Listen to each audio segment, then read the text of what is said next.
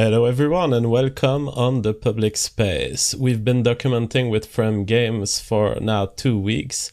What's happening currently to white civilization. So the first week Frame Games came and we showed you the statistic. We showed you that white populations are not at their best in terms of birth rate, in terms of the immigration they're facing, and are likely to become minorities in most countries of Western civilization. Today we explore, and on the second week we talked with Frame Games about some of the causes behind this. We've covered the extent of the Jewish lobby, and in particular the participation of the Jewish lobby to immigration policies and to control of the democratic system. Today, we have a special report on what happens when whites become minorities. What are the observable phenomena? Are there common things that we observe everywhere on Earth where this event has already happened? Hopefully, what we present you today gives you a model of what's about to happen within the next 100 years to pretty much every major Western civilization, unless changes would be made to their immigration system or changes would occur to the birth rate. And joining me for this, Frame Games, who always does a wonderful job at presenting these facts. How are you doing, Frame Game? I'm doing great, JF. Always a pleasure to be here for these refreshing and candid conversations. All right, so can you take us through what you're about to present to us? And we've looked at what 6 or 7 locations where whites have become minorities or quasi-minorities. What is your overall message? What do you get from what you observed? Sure. So we're going to be taking a little world tour tonight through different jurisdictions, places that were previously first world countries or first world cities, first world states that fell to demographic change turbocharged by identity politics, and looking at the general pattern of what happens when Europeans become a minority in previously European lands. And I want to start off with kind of 6 themes and features that are a predictable part of the pattern that happens every single time, if you will. So should I jump right in? Absolutely. All right. So the first, in no particular order, is that these demographic revolutions are almost always cheered on as they are happening by the elite federal powers of the country, state, or city where they are occurring. Sometimes this is because of federal power. Sometimes this is because of international power. But it is universally perceived as a good thing as it's happening. And then the horrible consequences of it are only absorbed long after the fact, which itself is a disconcerting fact given the ridiculous level of cheer and celebration that is happening as ethnic European populations are being displaced today. We're going to cover, as you mentioned, about 6 or 7 countries or places where this has happened historically, and you'll see that same pattern again and again and again. It is always perceived as a good thing as it's happening. The second is the concept of diversity by gunpoint. This is the theme that this relinquishing of self-governance by European populations is always accompanied by some form of strong arming, whether that be by economic sanctions or by military sanctions, typically by an international coalition or a federal government if it's being imposed on cities or states. And usually Europeans or white populations relinquish self-governance accompanied by being promised peace and prosperity for giving over control. So there's always some form of promise that is never quite fulfilled, that in return for giving up self-governance, there will be peace, prosperity, and a relinquishing of the pressure that was previously applied. So that's theme number 2. Theme number 3 is revenge is the order of the day. So revenge by non-European populations, even to the point of spiting themselves. That is, these demographic revolutions are often motivated more by the cathartic ecstasy of decimating old enemies, the European peoples, even more so than by the silent pride of improving one's own position. So there's a quote here that I want to read, which is that someone said this online some time ago, and it's sort of, I think it's useful before we take our world tour to keep this in mind. And the quote was, "A daily reminder that if and when white people become minorities in their own countries, they will be hated and despised. Revenge will be the order of the day. None of the privileges currently afforded by white people to ethnic minorities in white countries will be reciprocated when the roles are reversed. In fact, it will be the opposite." And we're going to go through all the historical precedents for this. But I want to move on to the final. By Alfred Albion. Right. I don't know much about him, but I just thought that was an insightful quote. So the next point on the themes and features is that white minority status is always accompanied by one-party rule with increasingly unpredictable and unstable dictators. You're going to see this everywhere from Haiti to Zimbabwe to Detroit to Washington, D.C., to all on down the line. There is a one-party rule. The white demographic minority status is always accompanied by the crumbling of multiple parties vying for political power. And it descends into a kind of racial Marxism where there is only one party who dominates so thoroughly that there is physical intimidation to even put up the slightest resistance. And this is what I find interesting in what we're about to explore. We don't just see replacement of white population. We see an extremization system that develops after whites are gone. And so in some cases of the examples you present, sometimes it will be whites leaving an area. Sometimes it will be whites being outcompeted by birth rate and other factors. But what often happens after is a descent into chaos and into authoritarianism, which has its own mechanism other than just the whites disappearing. I believe that there are also internal racial population replacement that lead to extremization. Right. No, that's exactly right. It is that extremization that that's really a hallmark feature of it. I mean, I don't have a documented example of whites becoming a minority followed by a kind of healthy back and forth by different political parties. A Marxist utopia of high productivity. So yes, that's well, just because it's unprecedented, it doesn't mean it's technically impossible. I also see in the chat that people are fearing another severe blackpilling, and I'm afraid it is. Well, okay. And by the way, it's not Frame Game insisting on the black pill character of this episode. It's me. I want the truth. Frame Game reports the truth. I want the truth. I know. JF, I always find myself trying to be the sprinkles on your like vanilla ice cream, trying to find the out cards in the deck, if you will.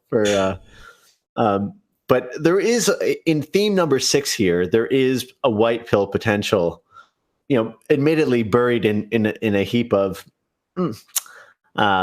darker colored pills, but I'll get to that in a second. So the 5th theme is the taking of land without compensation, and the reason I put this as a separate bullet point is because there's a very special relationship between ethnic populations and the soil itself.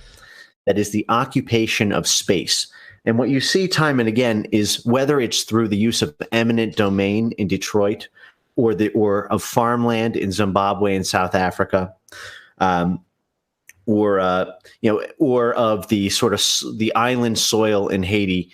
There is a special relationship between the dominant ethnic culture and people of a land and the land itself, and that a very special battle plays itself out between control of the land, more so than the currency, more so than who has the most trinkets.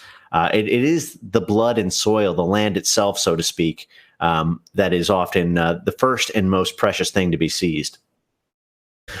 And the final theme that you'll see come time again is that often white majorities reemerge, or at least white repopulation occurs when the new non-white leadership is so corrupt and dysfunctional that a kind of intrepid class of neo-colonialists or gentrifiers dare to jump back into the region with the promise of dirt cheap prices for massively untapped potential. So, you'll see that with U.S. forays into Haiti following the mass slaughter of white people there, of hipster renaissances into places like Detroit and Washington, D.C., of pleas from African leaders in places like Zimbabwe for white farmers to come back to the land. So there is a kind of renegotiation of trade status after what seems like a permanent genocide. So to some extent, that to me represents a kind of white pill that even when there is depopulation, there is a repopulation that regularly occurs even in sort of the darkest of genocides. So something to keep in mind. All right, so we'll go around different locations around the world. Are you ready to start on Haiti? I'm ready. So we're going to first turn. Let me just play my little intro. Go.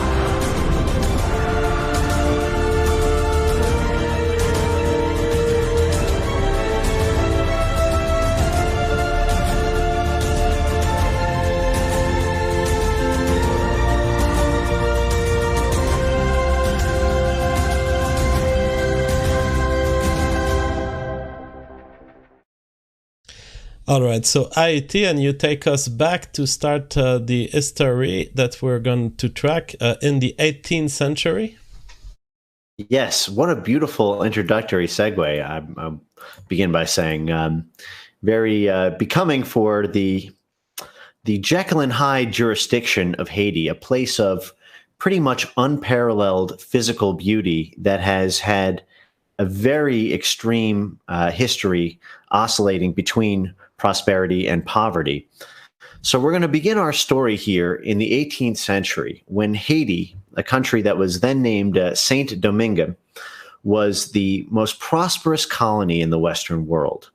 It was a French colony that at the time before the Black Slave Revolt of 1789 was the crown jewel of the West.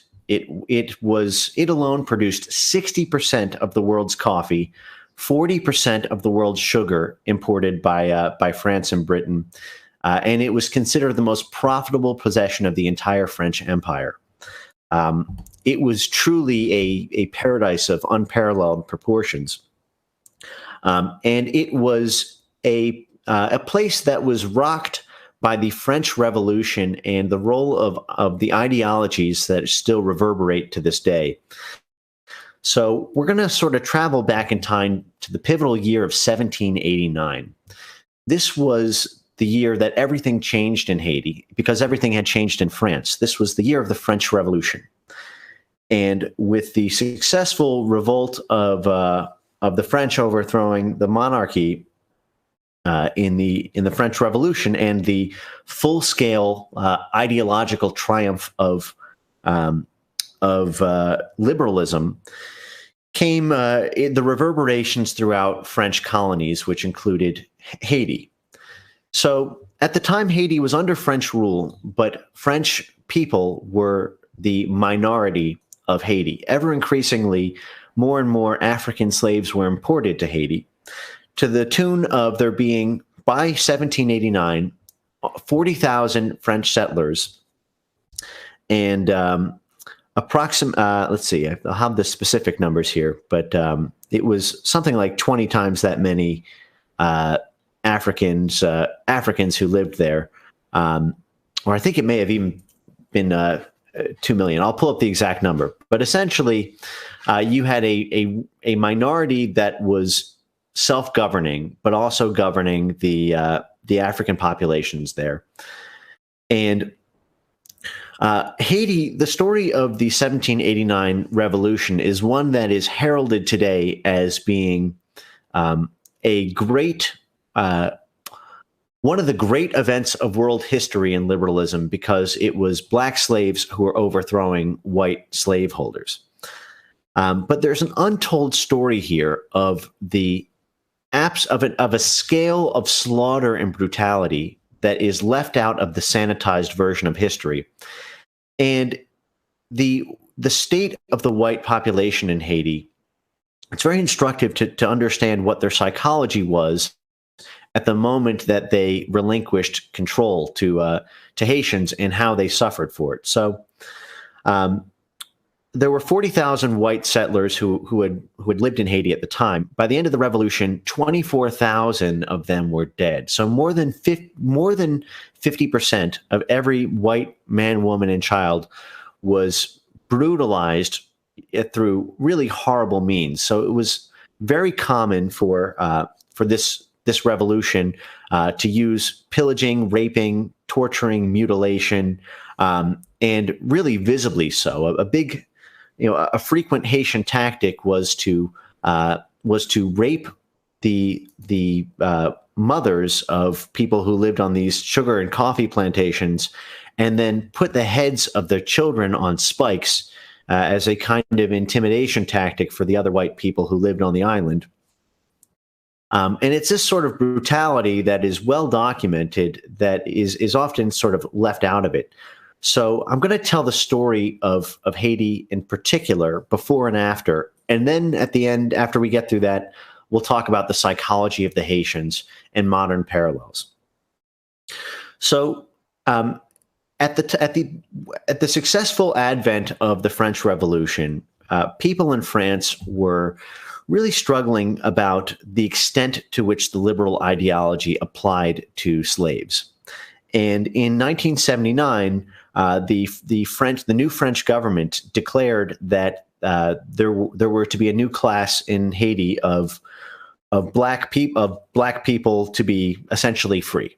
And there was resistance in what were called the Grand Blancs, the sort of white aristocracy class in Haiti, to this, because they feared that they would be brutalized if there was to be black rule of what was then white Haiti. And so they resisted and tried to basically distance themselves from the French decree. But there was a big split amongst the white population in Haiti, where many white French Haitians believed that it was only natural and only fair for the ideology of liberalism about égalité, liberté, equality, fraternity. Thanks. To be. But see, everything you tell me there, I learned, because I didn't know that there was essentially, as you describe it, it is a genocide of white people in Haiti. And I'm French, and I've never been taught this. Yes, it was one, and it was. There's a funny schizophrenia that happens with it nowadays, because it's so glorified as sort of freedom fighters, and there is a oscillation between hiding the facts of how brutal this massacre was and just how racially genocidal it was, with how proud they are of how complete the annihilation was. Because it really was complete. You went from having a white-dominated society in 1789 to essentially 100% black country in 1804. I mean, it was complete. Everyone who wasn't genocided had to flee by boat. It was a purely racial revolution. And it's instructive to sort of see what, part of, actually, I'll go through the history first. So after 1804, where there were hundreds of plantations that were burned, an incredible amount of property damage on top of the genocide, Haiti had what was essentially over 100 years of complete black-only rule. And nobody stepped foot on Haitian soil, essentially, until 1915. So you had 1804 to 1915 of of really the only place at that time in the world that was sort of black self-governance, and especially black self-governance where that had formerly been white rule. So what happened was Haiti fell from being the breadbasket of the Western world into really complete squalor, dysfunction, and poverty. And it was so broken and dysfunctional that essentially the black leadership in 1915 agreed with the U.S. government. The officials there basically agreed that U.S. Marines could be welcomed into Haiti to help bring about democracy and to help modernize this, a country that had gone backwards instead of forwards post-revolution. So what were formerly cities in Haiti became sort of ruins and squalor. And in 1915, U.S. Marines were sent in to essentially modernize the country and bring democracy to a republic. Was there an interest at that point, or was it just out of humanitarian concern? Well, the way it's told, typically is that there was an ulterior motive with the Wilson administration, that there were many American business interests that would have been safeguarded by installing U.S. Marines, including through the importation of things like coffee, sugar, indigo, and various other import exports that would be very profitable to the U.S. That would essentially save a lot of money for not a lot of work, and kind of having a form of colonial outpost there under the guise of installing and helping to enforce a rule of law. Right. So the U.S. Marines came to Haiti from 1915 to 1934. So it was about 19 years. And during that time, the Marines built schools, hospitals, a modern medical system with thousands of miles of paved roads. They built over 200 bridges and lots of infrastructure throughout Haiti. And they provided training to Haitian teachers and doctors to essentially give Haitians the basis for a complete fresh start after the country had fallen into such disrepair. And in 1934, they pulled out, and Haiti fell back into ruin. In 1958, the Americans returned there to again build up the Haitian economy and infrastructure, this time mostly to prevent it from succumbing to communist influence. There was there were many proxy wars happening in the 1950s to prevent foreign jurisdictions from becoming kind of communist proxy headquarters. Right. So again, the U.S. military returned, and they propped up regimes and again spent hundreds of millions of dollars rebuilding what the Haitians had essentially wrecked over the 20 years prior. They pulled out again, and then the country returned to its old ways. And in 1994, yet another intervention was tried. When you talk of old ways, are we talking corruption, crime, or what is it exactly, returning to old ways for Haiti? So I think the best way to describe the old ways is by a book by the British historian Hesketh Pritchard, who in the early 20th century wrote an extensive entry on Haiti at a time when there were only a couple hundred white people there and about 2 million blacks of various Caribbean ethnic groups. And he wrote an extensive study that was called Where Black Rules White, A Journey Across and About Haiti. And there he described the sort of unique combination of anarchy and despotism that Haiti would revert to, as if in some kind of dynamic equilibrium that the native population would find itself in time and again without any outside infrastructure to prop it up. So there are some really sort of telling passages about from this book that I think are useful to read, because we'll see these themes again and again.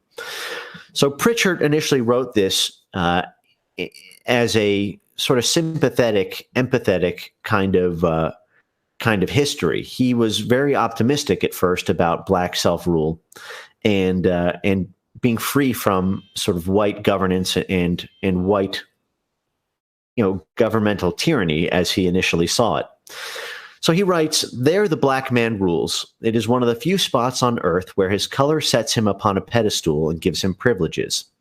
The full-blooded African is paramount. Even the mulattoes and half-breeds are disliked and have been barbarously weeded out as time has passed."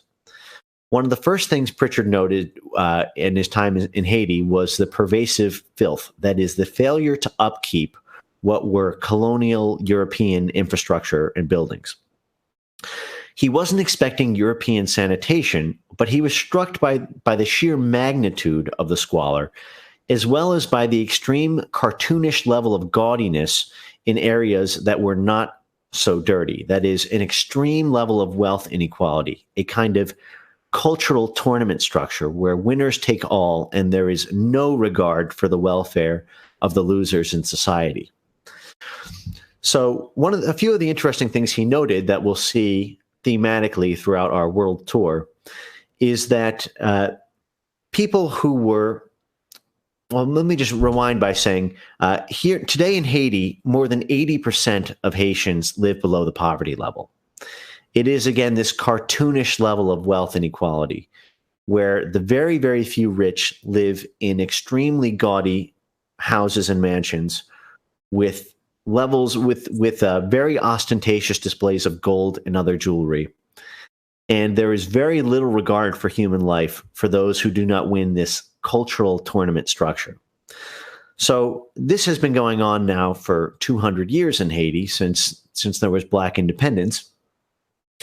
And one of the things that Pritchard noted in the early 1900s was that any Haitian individual of any importance whatsoever had the title of general and wore gold jewelry and gold trimmings. There were over 7,000 generals in the Haitian army. If you were either a part of the ruling class, in which case you were showered on with titles and the paraphernalia of outward success, or if you didn't hit that line, you were nothing, and there were no gradations of wealth. That is, there's no C level and D level accountants, if you will. You're either an NBA star or you are, or you're shooting drugs. It's a tournament structure way of life. So he remarks on, despite this wealth inequality and squalor, the good-humored, easygoing nature of the people, who nevertheless could commit the most blood-curdling atrocities at the least provocation. And he cites, I guess it's easy now to sort of cite the practices such as necklacing, which is a common practice in African jurisdictions where political enemies have tires placed around their necks, which are then lit on fire with gasoline and are then essentially the person burns alive in front of their family and the entire tribe, often with musical accompaniment and singing and dancing all around them. It's a kind of public beheading on steroids that is now common practice in many parts of Africa and in Haiti. So that's for someone being overthrown? That's for political enemies and prisoners. So this is one of the first things to fall in Haiti was the rule of law. And I'll read a particularly telling passage from Pritchard's early 1900s sort of biography of the country here in a bit. But there are these trappings of a legal system, what Pritchard calls the sort of a white form with black substance. That is, there are courts, but the courts don't follow any clear or cogent common law or body of legal precedent. So they're courts, but but rulings are completely arbitrary, or if not arbitrary, basically dependent on who you know, and whether or not a pardon or a guilty sentence is dispensed is really at the personal whim of a government bureaucrat who needs to be bribed one way or the other in order for justice to be swayed. There's really no separating line between the abstract principle of justice and the actual and the precarious whimsy of whatever individual bureaucrat is in charge. Other examples of this kind of white form and black substance is religion itself. The Haitians inherited a Roman Catholic religious tradition, which was what the previous French rulers had practiced. But on the street, most people in Haiti practiced, and still practice to this day, the African tradition of voodoo. So there's an instructive passage I'm going to read here that I think sets the groundwork for what we see now 100 years later in the other jurisdictions we'll be covering tonight.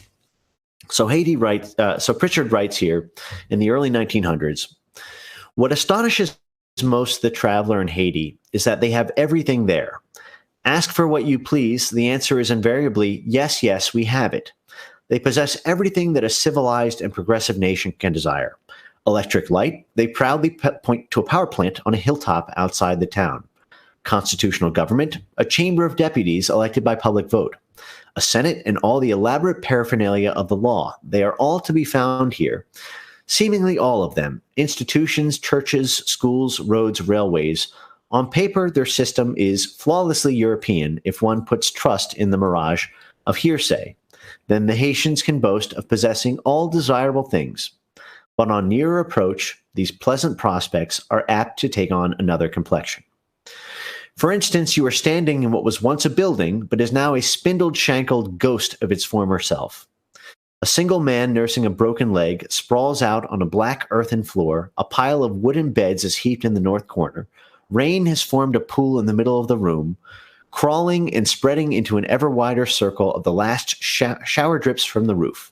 Some filthy sheets lie wound in a sticky ball on two beds, one of which is overturned. A large iron washing tub stands in the open doorway. Now, where are you? It would be impossible to guess. As a matter of fact, you're in the military hospital of the second most important town in Haiti, a state-supported concern in which the soldiers of the Republic are supposed to be cured of all ills of the flesh. It's the same with the electric light. The power plant was here, but it does not work. It was the same with the Army's cannon. There are cannons, but they don't go off. It's the same with the railways. They're hurried forward, but they've never progressed. It was the same here with everything. He concludes with this diagnosis or this synopsis of the Haitian Revolution of 1789 to 1804. He says, here for 100 years, the black man has had his chance, a fair field and no favor. He's had the most beautiful and fertile of the Caribbeans for his own. He's had the advantage of excellent French laws. He has inherited a made country with Cap Haitien for its Paris. Here was a wide land sown with prosperity, a land of wood, water, towns, and plantations. And in the midst of it, the black man was turned loose to work out his own salvation. What has he made in these 100 years of the chances that were given to him? Today in Haiti, we come to the real crux of the question. At the end of this century of trials, how does he govern himself? What progress has he made? Absolutely none. So this was a harsh verdict from someone who set about to make a positive, liberal-minded biography of the place. It really reads of someone who is saddened and crushed by seeing the failure of his own ideology. And much as he tries to humanize what happened in Haiti, it's little more than genocide followed by dysfunction. So, JF, now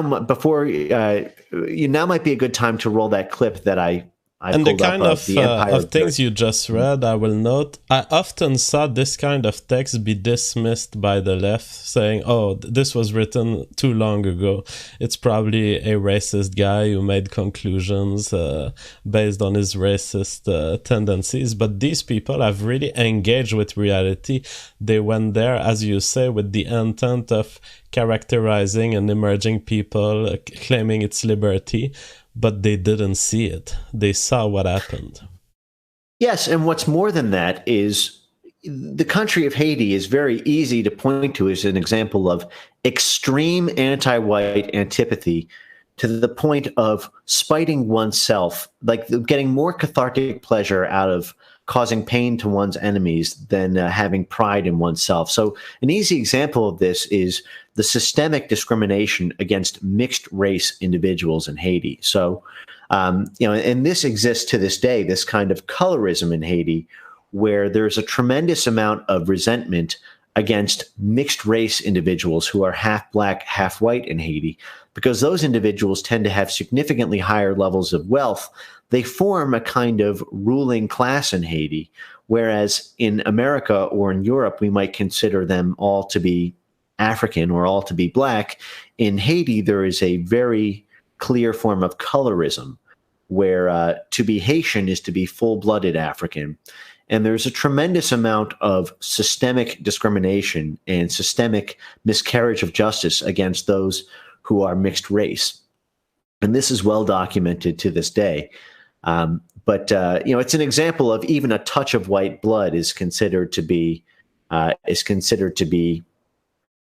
some form of malignancy or evil on to an even greater extent than whatever human dignity blacks may have suffered at the hands of whites during the height of slavery. You still did not see at that point mass genocide of more than 50% of a black population or anything even remotely approximating that.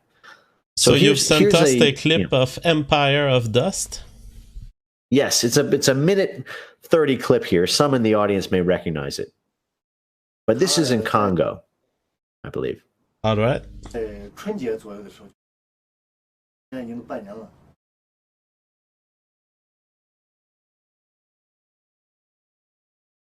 Oops, I'm not playing the sound.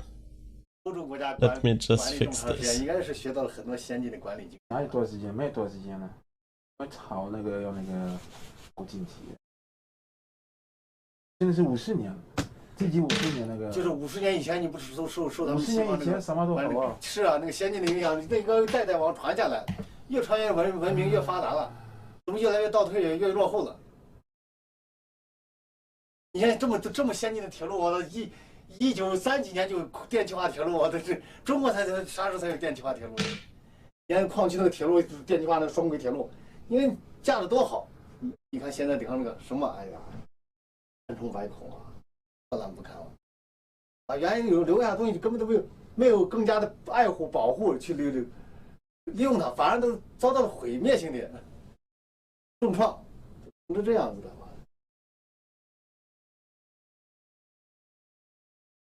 又慢慢经过几代人，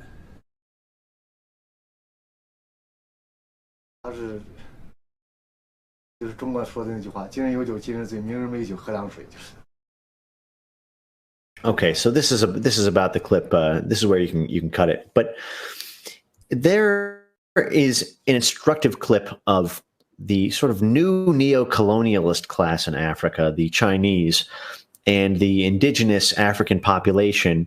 And the relationship between those two groups in modern Africa is one marked by extreme disappointment and kind of soft chastising of the population that existed there for not preserving the vast amount of wealth that was inherited. And this concept of going backwards instead of forwards, and often accompanied by complete genocide of the white populations that lived there.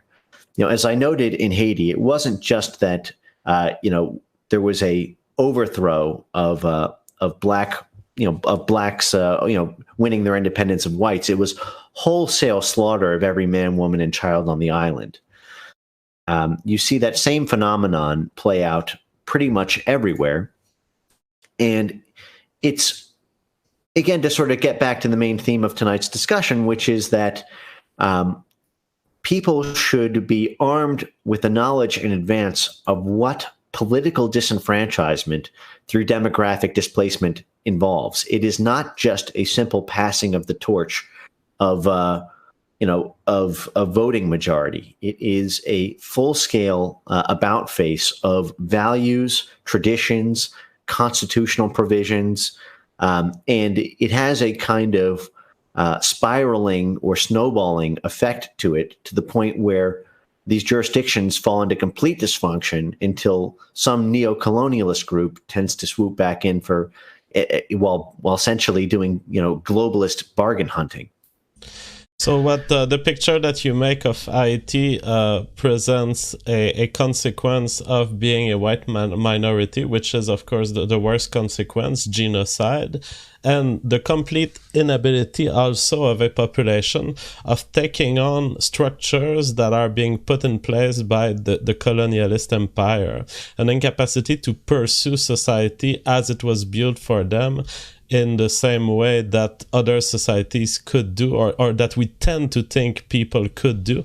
It seems that there are people who cannot, they don't have the genes, they don't have the social system to take on a Western lifestyle with all that it comes with.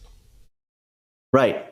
And you can also note that just by the use of, the production of the land. One thing, theme that we'll keep returning to is that these places were almost all first world or essentially crown jewels of their respective parts of the world. Haiti truly was the crown jewel of the French Empire. It is a land that you can subsist on with essentially without housing or without any kind of industry. You can pick the food right off the ground.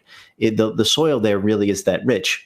And it has fallen to, I think, something like 173 out of like 180 on the World Economic Development Index. It is one of the poorest countries in the world, despite having some of the richest soil. And what's interesting is that there was a very large part of the white population that foresaw all this coming in advance. So one writer, Guillaume Raynal, published in 1780 an edition of his History of European Colonialization. Again, this is in 1780, a decade before the revolts happened, that there would be a general slave revolt in the colonies because of the actions of the French revolutionary government, which would likely intend to grant citizenship to wealthy, free people of color, and that this division among the white populations there would cause a factionalization of certain groups to try to use the black population against other white groups in Haiti, and that this would result in a kind of monetization and mobilization of the black majority against whatever white group found itself on the wrong end of political coalition, of coalition politics. So this reminds me, and that's exactly what happened. This reminds me, I believe it's called the Cassandra effect or Cassandra effect, something like this. This idea of someone who sees through the future, who tries to warn everyone, but the situation still deploys. It's quite impressive to think that someone has seen all of it happen, but that nothing could be done to stop it. Right. And it's also very interesting, the role of angering people up. Now, again, I'm not making a normative judgment about the Haitian Revolution one way or another. I respect the fact that every people should have a right to self-determination. And, there are arguments that every revolution is bloody and that, it was fully justified to do what happened. War is hell. But what we're doing here is just talking about the facts on the ground of what actually happens to white populations. You do not tend to see white populations do this kind of full-scale genocide to political enemies or to Africans or Hispanics or whatnot, as you see happen to them in turn. There is this kind of concept of mercy that is distinctly European in that way. But what's very interesting here is the role of angering up an ideology. So Haitian churches and liberals played an instrumental role in actually educating Haitians about the principles of the French Revolution and encouraging them to revolt in a way that we'll see happened again and again from Zimbabwe to Detroit to South Africa, where there is a kind of elite class of white individuals who make it a part of their political power, path to power, to sort of angry up black populations against other white individuals to take out political enemies. And this was part of the French ruling class in France, who had wanted the French colony to essentially transition, and the sort of pitting of the sort of French aristocracy against landowners in Haiti, in part to basically take the wealth from Haiti that the Grand Blancs in Haiti did not want to pay over to the French aristocracy. So there's a lot of intra-white power games that happen, sort of using black populations as pawns, only to find out later that they themselves will not be spared in the revolution that they foment. All right, so before we move to our next location, Detroit, let's have a look at the crowd reaction. Yeah, right. He says Yuri Bezmenov talked about active measures, Soviet demoralization campaigns against the US population. How is Frame Games talks different from this? And this is a comment I've been having a lot. The fact that Frame Games content is so blackpilling that it would be demoralizing toward the alt-right. I'll tell my position on this, and maybe Frame Game has his own answer, but my position is a movement should never abandon the truth for moral questions, for demoralization or moralization purposes. It is so much more important that people be informed of what will happen to them if they continue on the current track than just cheering them up and saying everything's gonna be okay. I'm not gonna be the one who dies leaving truth not on the table. If white societies are to fall, I want my videos to be out there on YouTube so that people, at least once they're dead or once they're minorities, they can say JF was technically right. Frame Game, what do you have to say against these arguments? Yeah, I would say that there is a white pill tucked in all of this, which is that in all of the places so far that there has been white genocide, there has been a kind of white renaissance that happens often sort of years down the line, a kind of reconsolidation.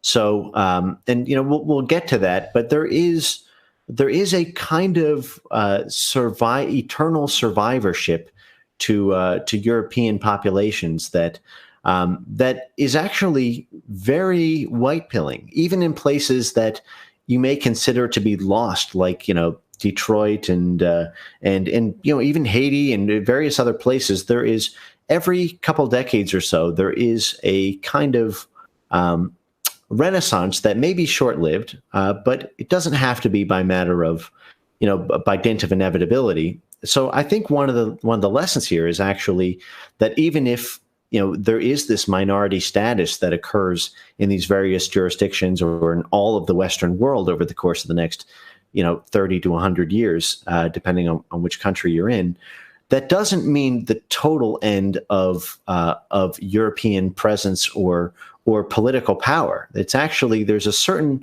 kind of amazing craftiness and sort of eternal political power that stays intact, even through the worst of it all. And so that is something that I consider very white pilling, because what it means is that it signals that dark times are to come, but it signals that that's not the end, that to the extent that you understand, demographic momentum and population momentum, and the fact that, it is very likely that these, demographic changes will occur, that it does not necessarily mean that there is the whole scale, or the permanent loss of a kind of community or culture or sort of European cohesiveness.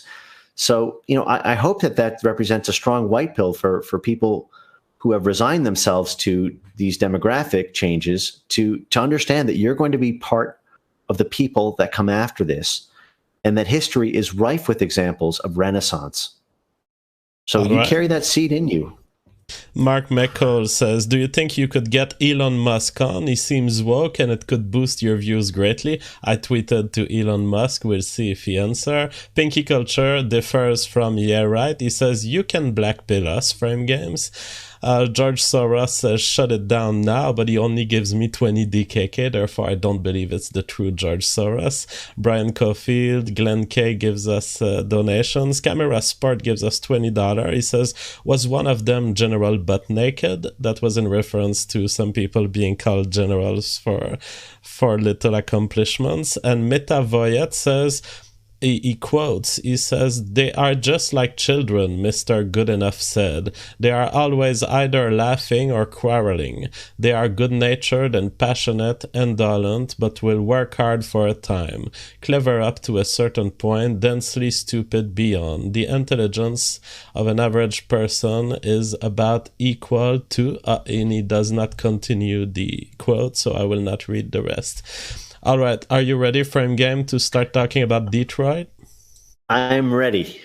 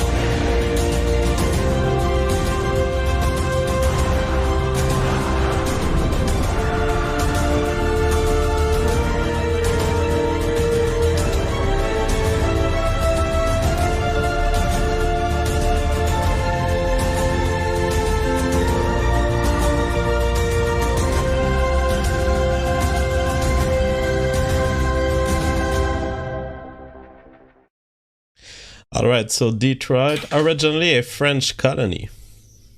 Yes, it was settled in 1701. So the story of Detroit is a really pretty amazing one with how it sort of represents the American version of what has happened to white populations around the world when they become ethnically displaced. So I'll tell first the story of Detroit, which was, as you mentioned, JF, it was settled in 1701 by French colonists. And it was really a trading commerce center since its very inception. It was the site of not just the auto industry that many know it for in the early 20th century, but the fur trade. It was a military outpost. It had a large carriage trade before cars, and it survived many natural disasters, including a massive fire in 1805. And through the industry of the people of Detroit, it was commonly called the Paris of the West in the mid 1800s. So as long before the car came along, Detroit was the site of gilded mansions in its downtown. It was one of the first cities in the world electrified by Thomas Edison's electric light. It was really an homage to European industriousness. And in 1910, Henry Ford built his famous Highland Park auto plant. And this led an already highly prosperous city to become totally turbocharged. By 1920, it had become the fourth largest city in America, I believe behind like New York, LA, and Chicago. It was, pound for pound, it was the wealthiest city per capita in the country. Henry Ford, who has an interesting history in identity politics himself, for those who know what I'm talking about, we can maybe get to that. Was he Jewish? You don't? Well, Henry Ford was not, but and again, I say this with all the love in my heart, for my own heritage. But Henry Ford, the first part of his life was dedicated to revolutionizing the modern world through the auto industry. And the second part of his life was dedicated to stamping out what he called the malevolent influence of the international Jew. Henry Ford was probably the world's foremost counter-Semitic force. Yes, author, educator, and publisher of material that warned of international Jewish influence long before World War I and long before World War II. You mean long before Elon Musk? Long before Elon Musk. That is really fun. He's the male Taylor Swift now. Taylor Swift and Elon Musk need to have a baby. That would be the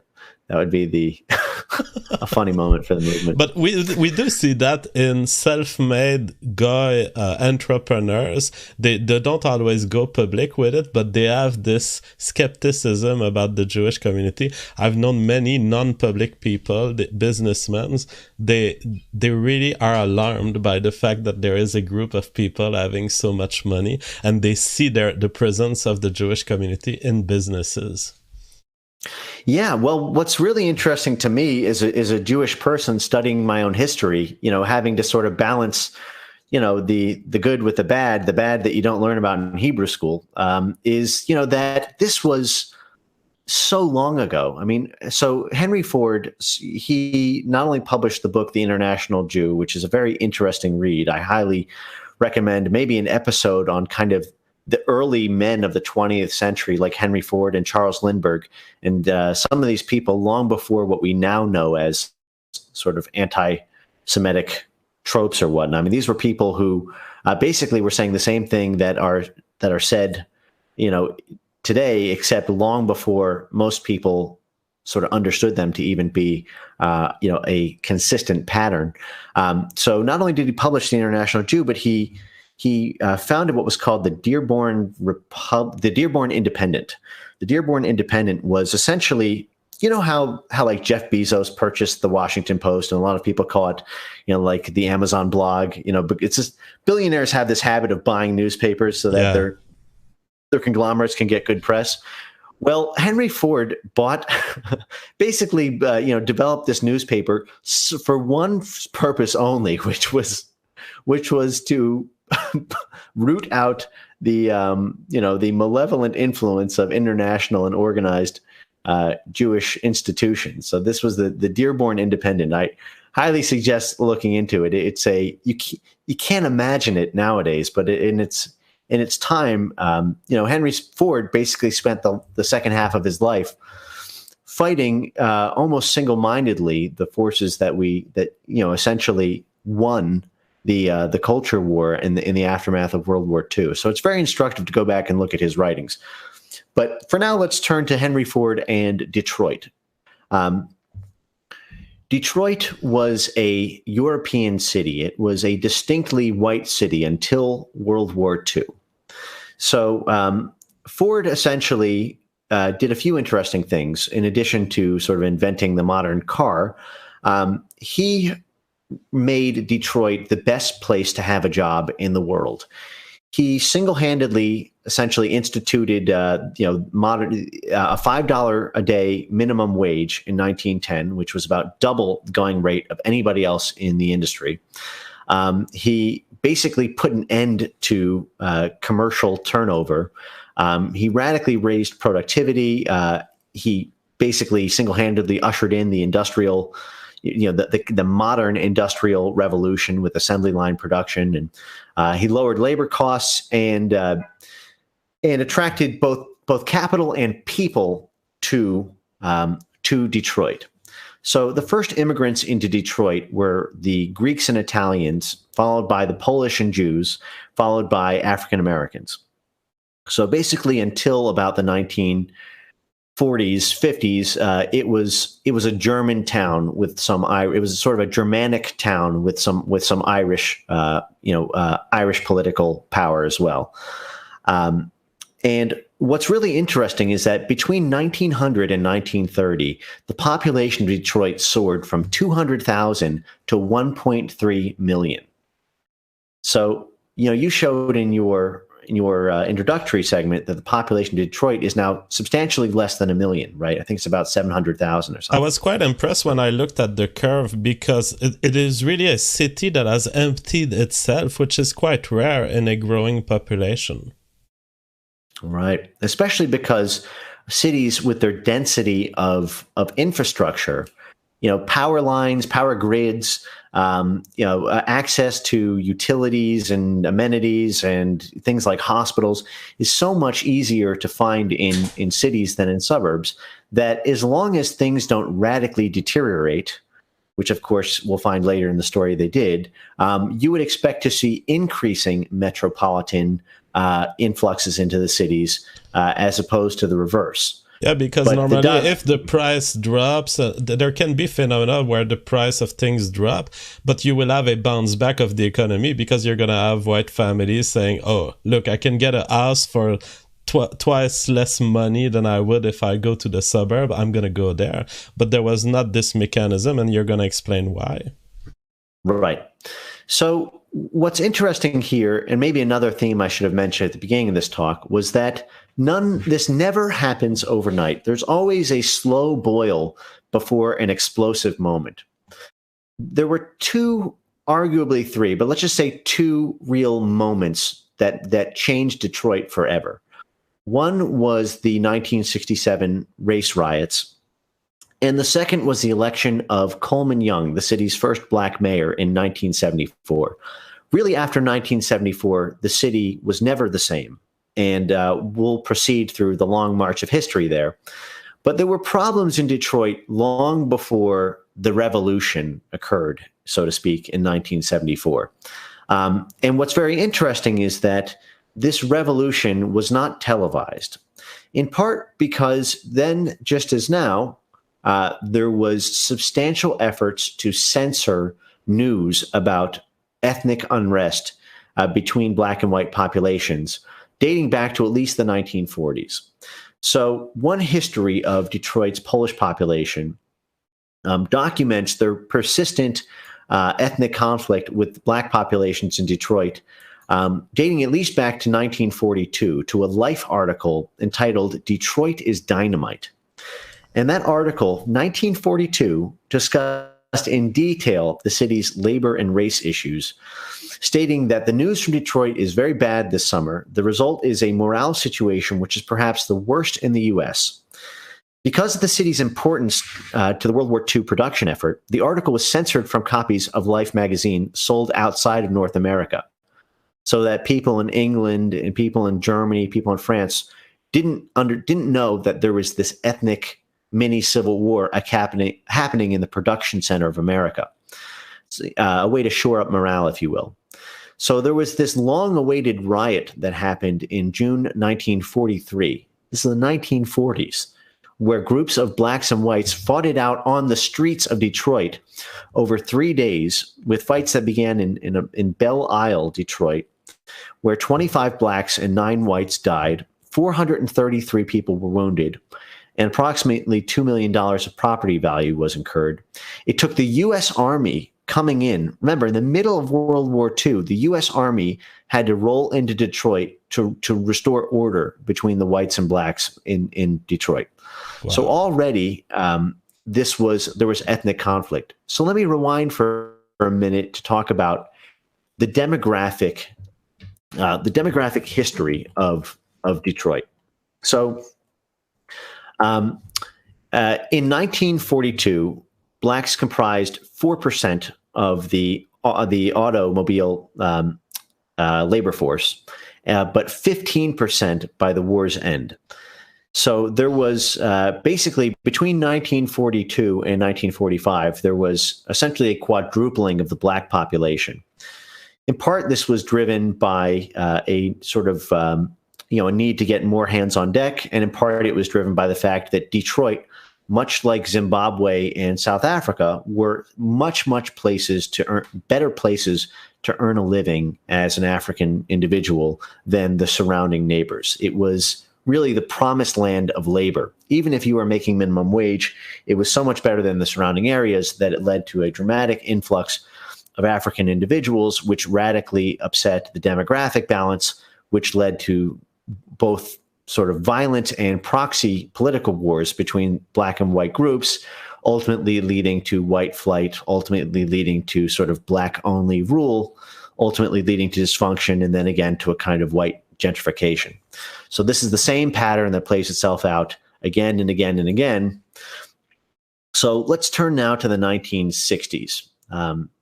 Really, we'll go to the 1950s, I guess, first, because before the 1967 riot, the slow boil of ethnic conflict in Detroit was being turned up by the Supreme Court decisions in the 1950s to end segregation, and by what I call diversity by gunpoint. That is, you had a lot of white jurisdictions that were deeply resistant to giving up essentially European self-governance and being forced, whether they wanted to associate or not, to associate both in schools, in all manner of sort of city governments, and to essentially to integrate at the long arm of a gun. There are a lot of very interesting pictures of segregation during this era. Mostly when I was in school, I saw pictures of sort of police attack dogs and guns pointed at peacefully protesting African Americans in the 1950s.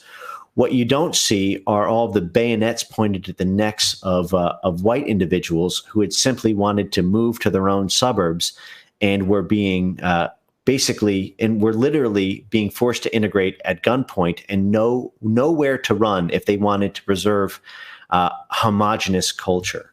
So one example of this was the 1970 Milliken versus Bradley Supreme Court decision, which was ultimately, I believe, overturned by the Supreme Court, but was won successfully by the plaintiffs in both of the lower court and appeals court decisions, which essentially held that, and by that point the damage had been done, so to speak, and that essentially held that even soft segregation amounted to unfair housing practices and unfair sort of association practices with essentially restaurants, housing, education. That even if you were to sort of self-segregate into a white majority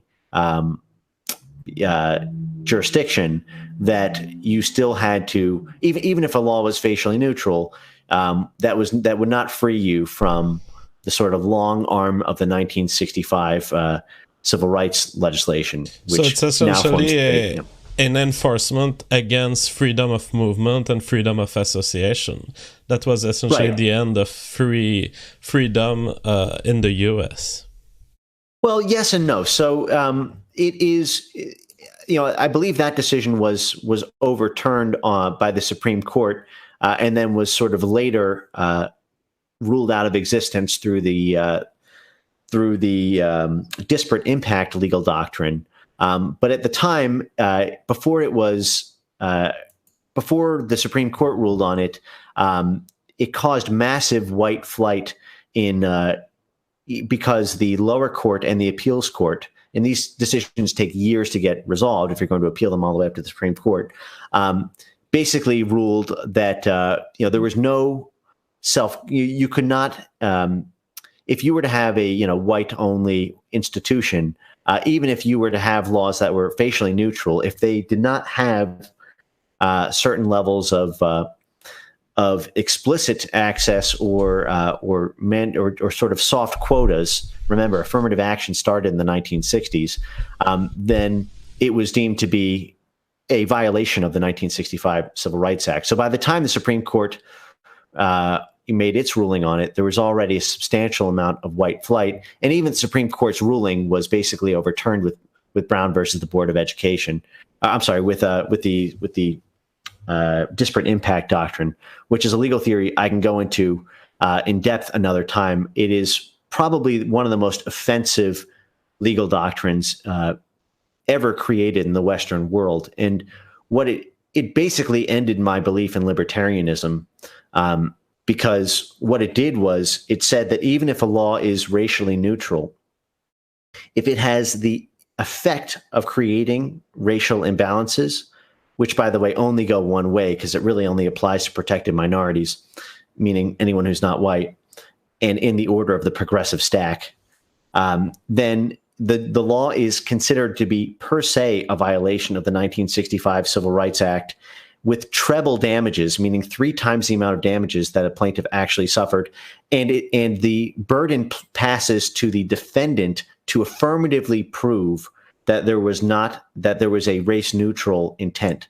So this has led to absolutely insane rulings. For example, it has wreaked havoc on police departments and firefighters departments, as well as on virtually every major metropolitan educational system, because anytime, say, black and white populations take a test, even a race-neutral test, like a firefighter's test, like what is standard procedure to rescue someone from a fire, if there are different scores between black and white populations who apply, which result in, say, a larger than proportional average of white or Asian people becoming firefighters, then that is then you now, as the city, are under the gun. You are immediately eligible for racial lawsuits that go in the hundreds of millions of dollars of damages, unless you can provide explicit evidence that you didn't mean to be racist. So you can't dismiss these cases on summary judgment, and you end up with multi-million-dollar shakedowns every time through settlements, because you can't. There's no way to prove that you are not racist in your heart. So this forms the basis of the diversity industry. Essentially, it puts as a default option for any intelligent manager in a town. They will say, "Oh, I need to do affirmative action. I need to equalize the outcome, or else I'm going to get in trouble with the law, and I don't want the burden of proof to be on me."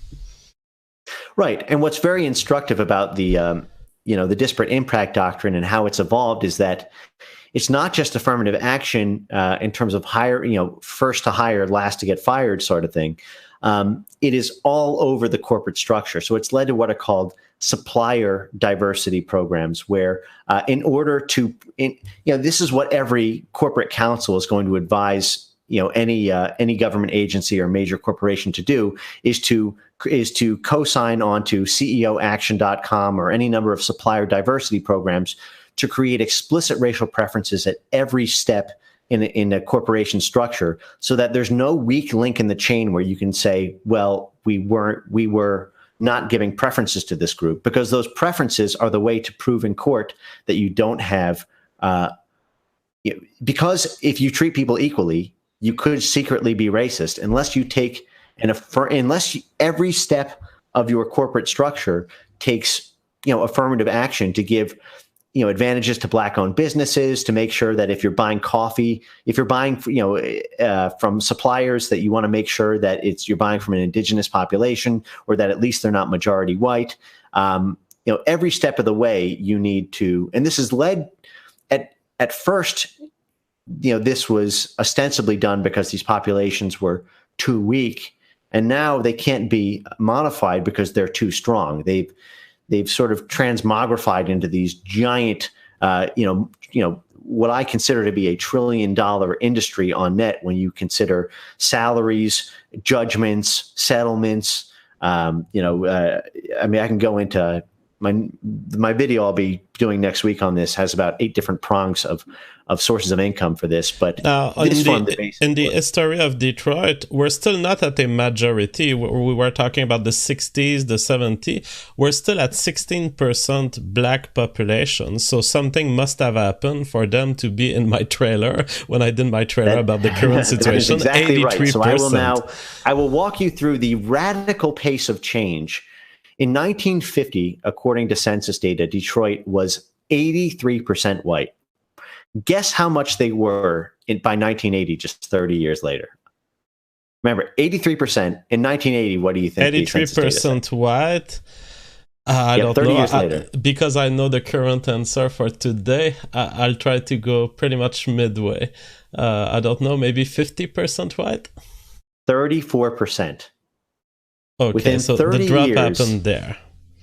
Yes, within 30 years, Detroit went from 83% white to 34% white. Now you're going to see the exact same thing happen in Washington, D.C., which flipped from 70% white to 20% white in the same 30-year span. But this was a massive flight from white, or that is, white flight from the Detroit population, because of this, what you would call, if you wanted to live in a European or a sort of Eurocentric society, everything which had been sort of a slow boil up until the mid 1950s came sort of all at once through a very tumultuous decade or two. So I mentioned that, in the 1950s, there was, a tremendous amount of crime and a tremendous amount of intimidation that happened to the ethnic white populations there, because the international community had seen Detroit as sort of battleground number one for instituting this multicultural experiment. And much like what happened in Zimbabwe / Rhodesia and South Africa and Washington, D.C. and other places, the international press was very, very firmly against the white majority population, and there was really no help. And there were economic sanctions through these court rulings that I was talking about, and through what I'll talk about in the context of D.C., which was the Model Cities program, which is essentially a huge influx of federal money if you engaged in multicultural politics. So you had the carrot and the stick. You had the promise of relief from sanctions if you gave up white self-governance. And then you had the promise of peace and prosperity. Time and again, it's the same thing with the same end result. So I'm going to talk now about what happened in 1974, because it's incredibly instructive for what we'll talk about as the sort of one-party rule phenomenon of what happens to white minorities. So in 1974, Coleman Young was elected mayor of Detroit. And at the time, all national media and even international media was hugely supportive of Coleman Young. He was one of the country's first black mayors, and he won in an intensely divided Detroit. Much like what happens with standard white flight, all the white people with money, that is, the white liberals who wanted the desegregation to begin with, immediately fled to the suburbs so that they would be tourists in diversity rather than living there. That's the phenomenon of the diversity tourist. And it was only the whites who could not afford to leave who were stuck in the places where they were being systemically oppressed by virtue of having white skin, or a white phenotype, if you will. And you see the same thing occurring now in South Africa. The same thing occurred in Zimbabwe. The people who could not leave, the white people who were essentially most brutally genocided, were those who stuck up for their people the most, who resisted either through ideology because they believed in freedom of association, or by simply not being able to afford to leave, were the ones who were essentially slaughtered. So there was a bitterly contested mayor election in 1973, where Mayor Coleman Young won through having 92% of the black vote, and his opponent, whose name I forget, but I can pull it up. He was, I think, the former police chief, won with 91% of the white vote. So you have this unbelievably, you have what is sort of there you go, the former police commissioner, John Nichols. So imagine this. The year is 1973. Detroit has not yet fallen into ruin, but there is intense ethnic conflict. The civil rights revolution of the 1960s is playing out in Battleground X, and here you have a new black majority city where 92% of the blacks vote for the black candidate and 91% of the whites vote for John Nichols. This is one of the reasons that demographics is destiny. It's because in a representative democracy, demographics are essentially a racial head count for voting. And I'm not saying it has to be this way. I do believe that, and this is one of the differences maybe between me and you, JF, I do believe that it doesn't have to be this way necessarily, and that one day I hope we can rise above this. But certainly when you combine demographics with SJW politics, identity politics, you get this absolute explosive canon of it. So on my side, I will simply say, since you kind of challenged my view on this, I will leave on the internet the strong position that no, the genes will not adapt in time, and racial politics will continue. And no, Sargon of Akkad will never convince Muslims to keep the UK as it is now. No, the Americans will not convince the blacks to be libertarians. No, the Canadians will not convince the Muslims to reduce their birth rate and to not want Sharia law. And so I'm going to make this call. In 200 years, you guys can just look back at this video and say JF was technically right. It's not enough time for genes to evolve a completely different set of political preferences. Now, I was wondering, it's a stupid question. Is that where Eminem was living, Detroit or around there? Yes, he was living in the Detroit area, at least. It was, I think, called 8 Eminem, Mile. We got the first 3 albums of Eminem due to all the scenario you're describing to us. Yes, when I was just a little baby boy, my mama used to tell me these crazy things. She used to tell me my daddy was an evil man. She used to tell me he hated me. Then I got a little bit older and she told me he was the crazy one. Oh, man, dude, those first albums were just fucking fire. Absolutely. It's too bad he became an anti-Trump rapper. Oh my, yeah, that's true. Although, like many people who turn to the anti-Trump side, he had sort of fallen long before that, and God, it's embarrassing. It's like one of these.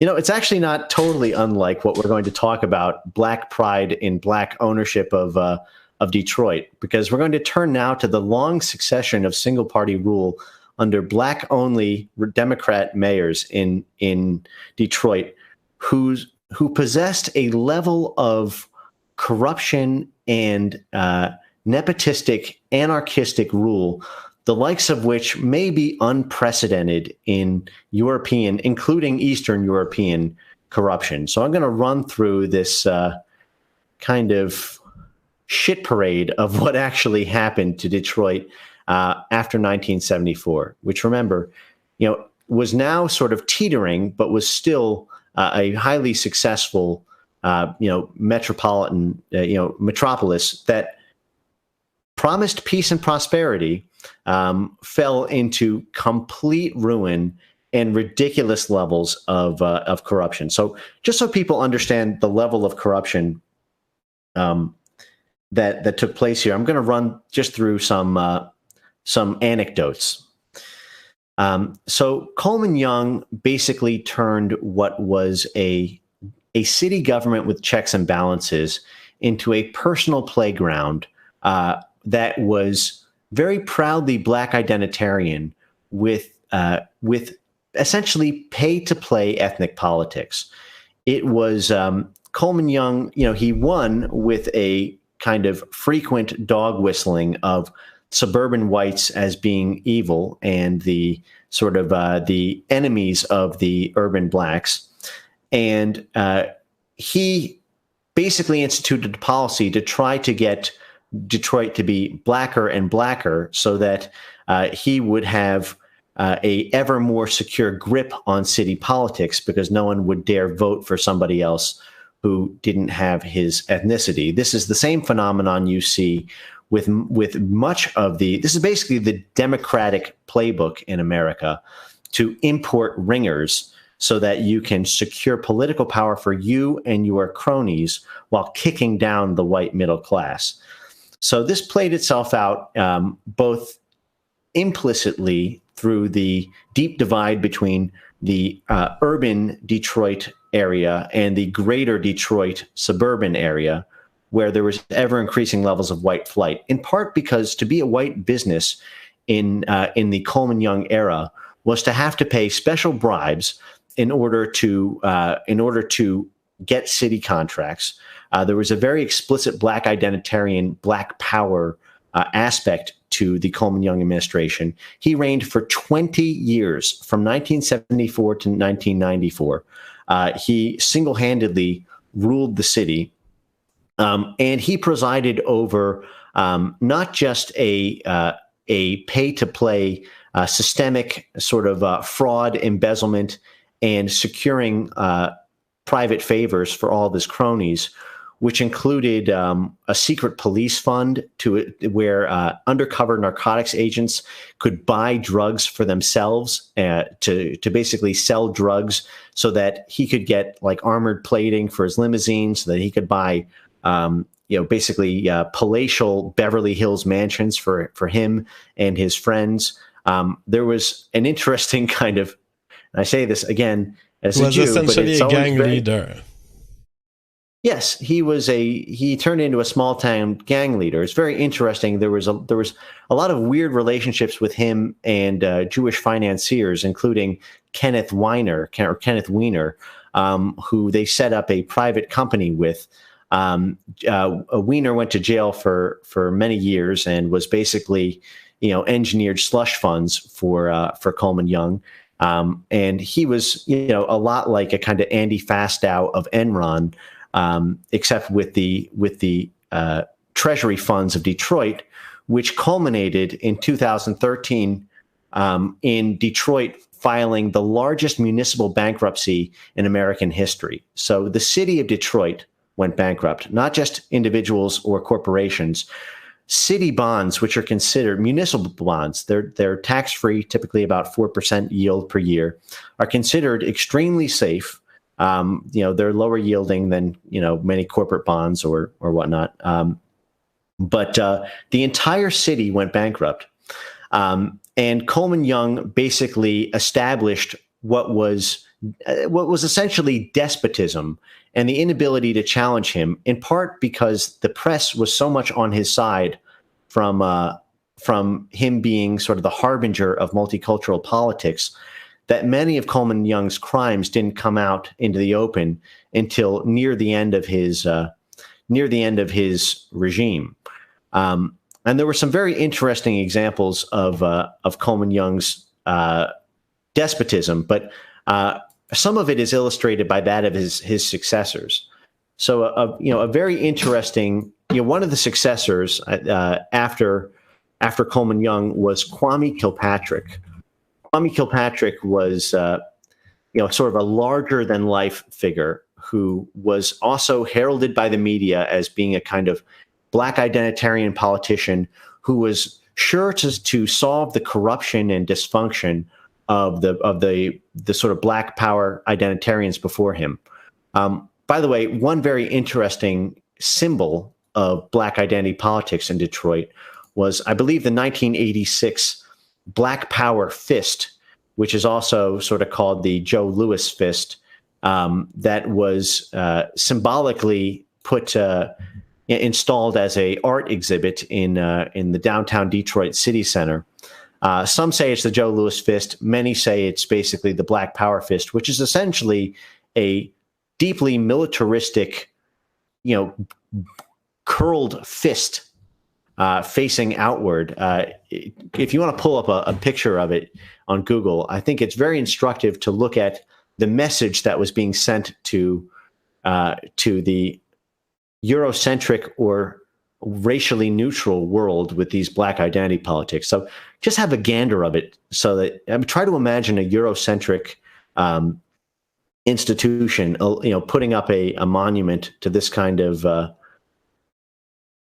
virile militancy. So there it is. That is the symbol of Detroit. Not exactly very welcoming if you are a white person trying to set up a business in the city center every day, walking by a fist whose roots are essentially rooted in dispossessing you of political power. But it is a very thematic symbol of Detroit politics, the racial politics that reigned in Detroit all the way up until at least what you could argue is 2014. And I'll get to the 2014 aspect in a minute here. But let's talk about Kwame Kilpatrick. Kwame Kilpatrick was, again, he was 6'5", this huge, larger-than-life figure who took over in 2002. And he was supposed to be the end of Black corruption in city politics. Instead, he was perhaps one of the greatest perpetrators of corruption at the most cartoonish levels imaginable. So here's a litany of Kwame Kilpatrick's 6-year, one-party reign, which none of which was rooted out for 6 years prior for the reasons that we'll cover.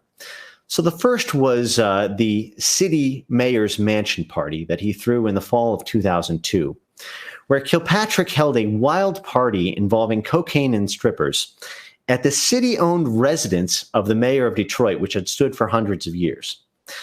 They're former members of the Executive Protection Unit and his own police security detail, trying to be whistleblowers, alleged that Kilpatrick's own wife came home unexpectedly during this cocaine and strippers party and physically assaulted several of the strippers there.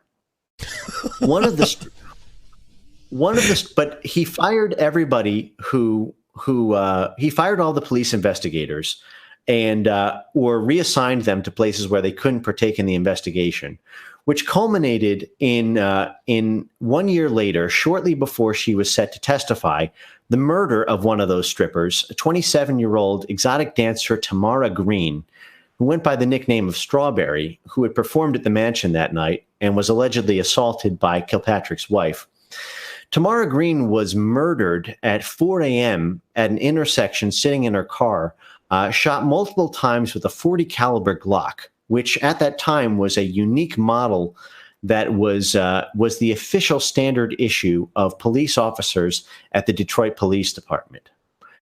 So this was a sort of hard-to-get gun that was uniquely owned by city police that resulted in the death weeks before testifying against the mayor, when you had what was later found out to be a head of a police department receiving kickbacks from Kilpatrick. So this was widely believed to be a deliberate hit by the police department on somebody who was trying to whistleblow on the Detroit Police Department and the corruption of the Kilpatrick administration.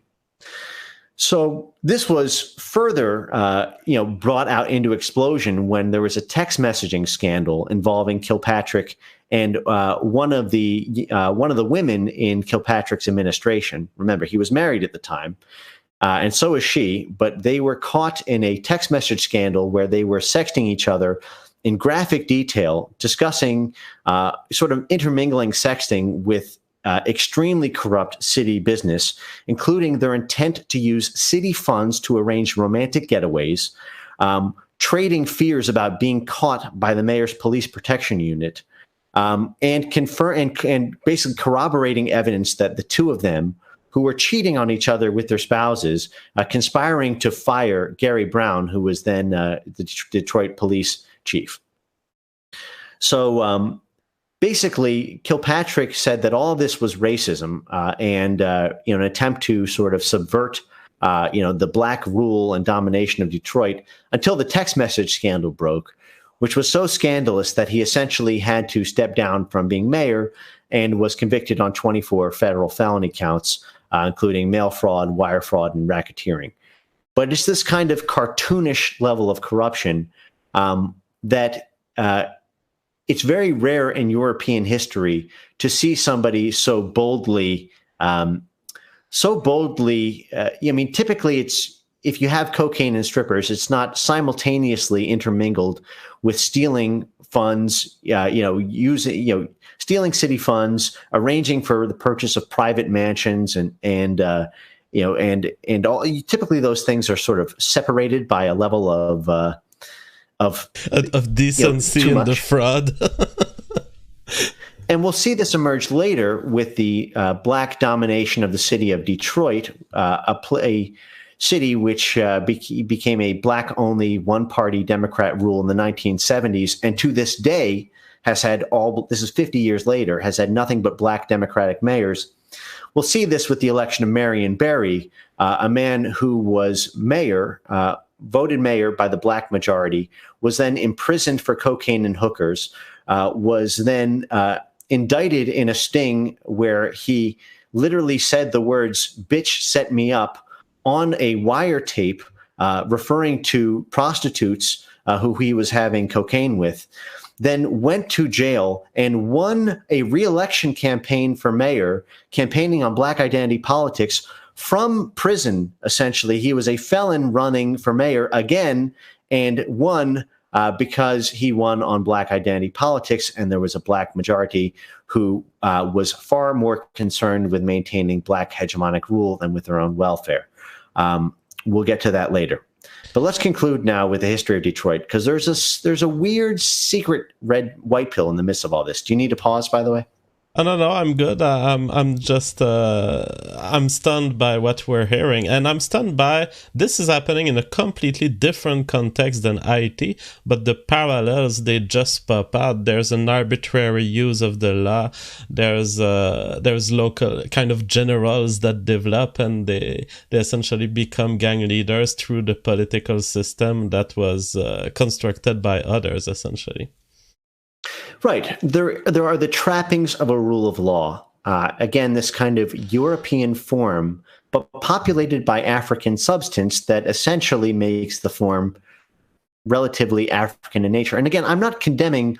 I mean, this is a difference between maybe you and me, maybe, but I do think that, you know, one thing that has not been tested in this is what these Black populations would react to if they were not instigated by sort of white and Jewish profiteers for political power. I mean, one of the sort of unique features of all of this is how these Black populations are angried up by elite white and Jewish profiteers, and then that sort of hot button, that hot potato of Black political anger is then used to institute, you know, a century or half century of Black only rule and either soft or hard white genocide. So, you know, when we can talk about that, but I do think that it is maybe an out card in the deck. What would happen if you didn't have this, this ridiculous, SJW orthodoxy ideology to angry these populations up against white people? I mean, it's an interesting hypothesis. However, I would say it's an hypothesis that we could address in a separate episode, actually, where we would have to look at self-determined African country. Even if we don't find one that was really never colonized, we could find those that were less colonized and where the European culture penetrated less, and we could do a comparative analysis. Right. I would actually love to do that, because one of the unique features of all of these, you know, white genocide revolutions is that they all occur within a 20-year period of a sort of white SJW revolution that the Black revolution sort of hitches onto the back of. You know, it's interesting that there was no revolt in Haiti for, essentially, 100 years prior to that. Same thing in Detroit and Rhodesia and South Africa and even places like Venezuela. But we'll get to that. Let me continue with the wrapping up the history of Detroit. So ever more cartoonish levels of corruption and dysfunction marked the sort of Black rule of Detroit until finally there was a no mas moment in 2013 when the city became completely bankrupt in a bankruptcy so large that it dwarfed the nearest bankruptcies by between 2 to 4 times, depending on how you measure it. It was a seismic moment that everyone saw coming, kind of like a giant iceberg that even the Titanic couldn't turn itself around from. And what was interesting is that in the wake of 2013, it was determined that Detroit could not govern itself. Remember, Detroit owed massive amounts of federal debt to the federal government, and just like any good loan shark, they want their money collected on. And there's a moment when there's money involved that SJW equalitarian multicultural politics slides into the backseat of "Give me my money." You could argue that "Give me my money" is the impetus for the SJW politics to begin with. But essentially, white rule was all but instituted in Detroit beginning in 2013, 2014, because of the mass dysfunction that was going on in Detroit. Their city councils were overhauled. There was an emergency manager put in place He was considered to be a puppet of the white government. And then in 2014, a white mayor was finally elected after 40 years of black rule. And I believe he even beat out Coleman Young Jr. In that vote, which itself was highly controversial and viewed by the black population there as being white neo-colonialism. And what was interesting about Detroit then is that this advent of white rule through the emergency manager and the sort of white control of city government again, there began to be a renaissance in Detroit. There was a kind of hipster renaissance there on par to what happened in Washington, D.C., beginning in 2011, and many parts of Brooklyn, where there was mass gentrification, and you started to see these relatively poor white populations come in because of just how dirt cheap all the properties were, combined with lots of money given to private developers to create. Have you ever seen that South Park episode? It's a classic. It's like where they talk about Whole Foods and the genocide. And I'm sorry, the not genocide, the gentrification of places through the strategic use of Starbucks and Whole Foods. It's amazing. I can imagine but basically, everything's given a acronym for what the city actually is.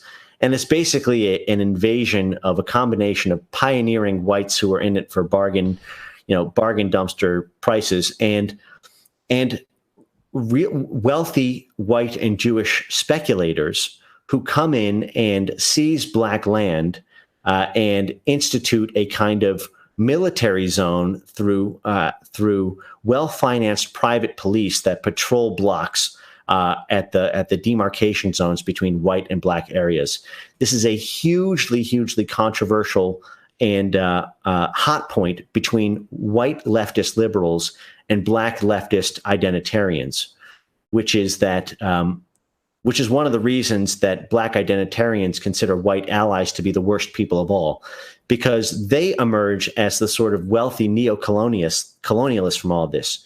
You have white demographic genocide of the middle class, but an ever-increasing, wealth that accrues to these sort of white and Jewish real estate and speculator vulture classes that then swoop in, which is one of the reasons that these black populations never get richer at the end of the day. Like, these gaps never close. They don't get richer from having black rule, and they don't get richer from having white allies step in. All the money ends up going to the Clinton Foundation, archetypes, as what literally happened in Haiti in 2000, in the 2000s, when there was the, Clinton neo-colonial invasion of Haiti and the usurpation of federal funds that should have been allocated to Haiti redevelopment. The same thing happens in all of these black jurisdictions. This was pointed out by Trump in the election, saying Hillary, she has taken many villages in Haiti. But I'm afraid that the white presence that you described there is not maintainable because it's subscribed to the same patterns that have caused the current situation, and it doesn't revert the demographic trend. If you have a mass of black people who keep repopulating and who keep making the environment fraudulent, then the only thing that keeps these white exploiters, if you want to put it in quote, is that there is a non-natural and non-market driven flow of money coming from governments wishing for the situation to improve. Exactly. All of these white and Jewish groups and they're usually WASP groups, sort of elite WASPs and sort of Jewish groups that sort of team up through this kind of church synagogue coalition, and then a lot of sort of Jewish finance with kind of white demographic popularity. And the whole thing is this kind of ungodly identity politics alliance. Maybe that's a topic for another day, but you see the same thing play itself out in absolutely all of these places. But what's really interesting is a lot of people blame the fall of Detroit on the fall of the auto industry. So I'm going to wrap up the Detroit section with a quick note that juxtaposes Detroit against another city, another major metropolitan area, which is that of Pittsburgh. So Pittsburgh has a history that is virtually identical to Detroit, except one control on the multicultural experiment, which is that it didn't become multicultural.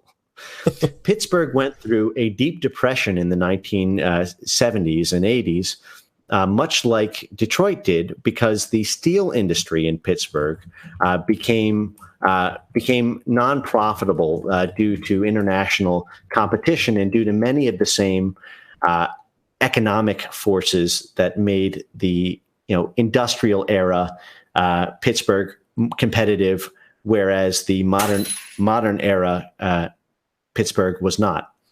So they both went through this depression, but one of them emerged as tremendously successful, to the point where Pittsburgh is now widely considered one of, if not the most livable city, the most successful, profitable, highest standard of living city in all of America. The Economist recently ranked Pittsburgh as the most livable city.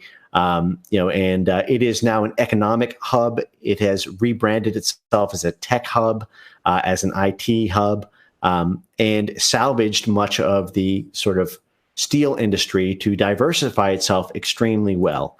And Pittsburgh's demographics are white. It is much like Salt Lake City. It is one of the few white metropolises that never went through this white genocide process. I think, according to as of 2017, something like 67% of the population is ethnic white, which is, and that's white, not just white, Asian, Hispanic. It is really an overwhelmingly white city center, and it did not suffer the way Detroit did, despite having the same conditions. So that would be one data point. If I were to take, your side on the general theory of the world, that I think would need a very deep dive in trying to debunk, because there it certainly seems like demographics alone were destiny. Absolutely stunning comparative analysis there. Are you ready for us to look at some crowd reactions? Yes, I am. All right, Logisticon says, Jeff, I love your dedication to truth. I have also dedicated myself to the pursuit of truth. That is why many of us are here. Thank you. Yeah, and you have nothing to lose in learning about the truth, really, because once you understand the distinction between is and ought, everything in the is domain makes you more powerful. You have more information about the world. Then your goals can be set, your political goals, but really, obfuscating the access to reality is almost never good. I would argue there's one case where it's good. It's if we are developing a weapon that could kill all of us. Then we might have a moral imperative in not knowing, but that's the only case. Alze Media says, shekels for JF and Frame Game. Great show. Thank you for the great donation, Alze. The Papa says, ask Frame to clarify why he wants to help whites. Sure. I mean, I want a world from my grandkids. I mean, this is like really, really simple. Like, this is why a lot of Jewish people who aren't as brave as me, and a lot of Hispanic people, write to me with the exact same philosophy. Like, I actually, when I was in Hebrew school growing up, I thought that America was this like white, Gentile, culturally dominant. I thought that white Christian values were the safe and secure eternal norm of America. I mean, I was raised to believe that, my Jewish family, which was apolitical and totally, I think patriotic. I mean, voting for Trump, not like obsessed about Israel or whatnot. That's my immediate family. My family friends are, another story. But we were raised I was sort of raised with the concept of Jewish people as being like extremely well-treated guests who enjoyed equality under the law. Like it was not made clear to me until until I arrived at university that there was something weird happening to the dominant culture, and that there was this incredible underbelly of identity politics driving it, and that had been driving it for 100 years, which is part of what JF and my series is dedicated to making precise for you guys, the audience. But look, there are very simple reasons why I want to live under a sort of Anglo-Germanic legal and cultural system, and why I want Black and Hispanic and Jewish groups to assimilate into that rather than vice versa. It's because it's the best place to live. I mean, it's not because of an eternal and undying love for white people. Sorry, I mean, love you guys, but it's just that's not the prime motivating force here. It's because people do better in that. Everyone does better in that system. Black people do better in that system. Jews in Israel make like $36,000 a year, whereas in America they make over $100,000. It's not even close. I want a society of doves. It's prisoner's dilemma. It's game theory. It's a total net value higher for everyone. And in my opinion, what's killing it is this racial Marxism, this racial communism ideology that grew out of the Frankfurt School, which is made absolutely explosive by demographic change. So, you can stop that, that effect where my grandkids will grow up in Detroit or Haiti or, St. Louis or Washington, D.C., or any of the places we're going to be talking about tonight by changing at least one of those two variables. And JF in my series is focused on demographics because you need both. This is the right attitude for any minority. Even me, I'm a Quebec nationalist, but when I decided to live in the US, and I changed my mind, but when I was in the US, I was like, okay, I'm going to live in an English society. It's going to be English. I'm going to raise my child in English. And the reason you join a society is not to undermine it. So the rational choice for any migrant who chose a society should be to try to preserve the aspect of this society that made it, that influenced his choice in the first place. Christopher Murray says the French and the Irish did the same thing in Montreal. The French would barricade the streets to the workplaces to fight the Irish off, and the Irish fought to go to work. They then ended up mixing. The parallel is very permissive because there was a little bit of conflict, but it didn't last very long, and it didn't devolve into the situation that Frame Game has described for Detroit. Alcyon says diversity by gunfire, diversity tourism. I sense some new memes coming out of this discussion. Well, these are themes that Frame Game has been exploring on his channel for a while, so those are not new names, I believe, and you should all go subscribe. His link is in the description. RK says, what has been said of Detroit can be said of Gary, Illinois. I don't know, that's Indiana, I guess. It went from 180,000 and the crown jewel of Indiana to Mad Max Beyond Thunderdome. Undisclosed says Frame is right about fire and police departments. They are hiring for diversity and equality instead of hiring for merit and competition. It's lowering quality of service and discriminating against white males. Camera Sport sends us $20. Thank you so much. Coke, someone's ears just perked up, but I will not read the name that you wrote there. Meta Voyet says Kilpatrick foreshadows Gariepi in his uncorruption. Are you accusing me of being corrupted? Everything I do is public. Electric Meshas, $25. Thank you so much. But we're going to be replaced by Hispanics, and they think we're cool. That's actually a question, Frame Game, because you had to take cities where events actually occurred and that we have documented. There's lots of cases of black replacement of whites, but it may be interesting to look at, are there other types of replacement of white that we could study in future episodes? Yes, there are. In fact, Venezuela is a very interesting example of this. A jurisdiction that used to be white and was basically it was the breadbasket of South America, and then through basically ethnic displacement of the white population in Venezuela, went through the enormous economic collapse by virtue of being displaced by Latin ethnic groups. Oh, so right. You see a very similar thing with the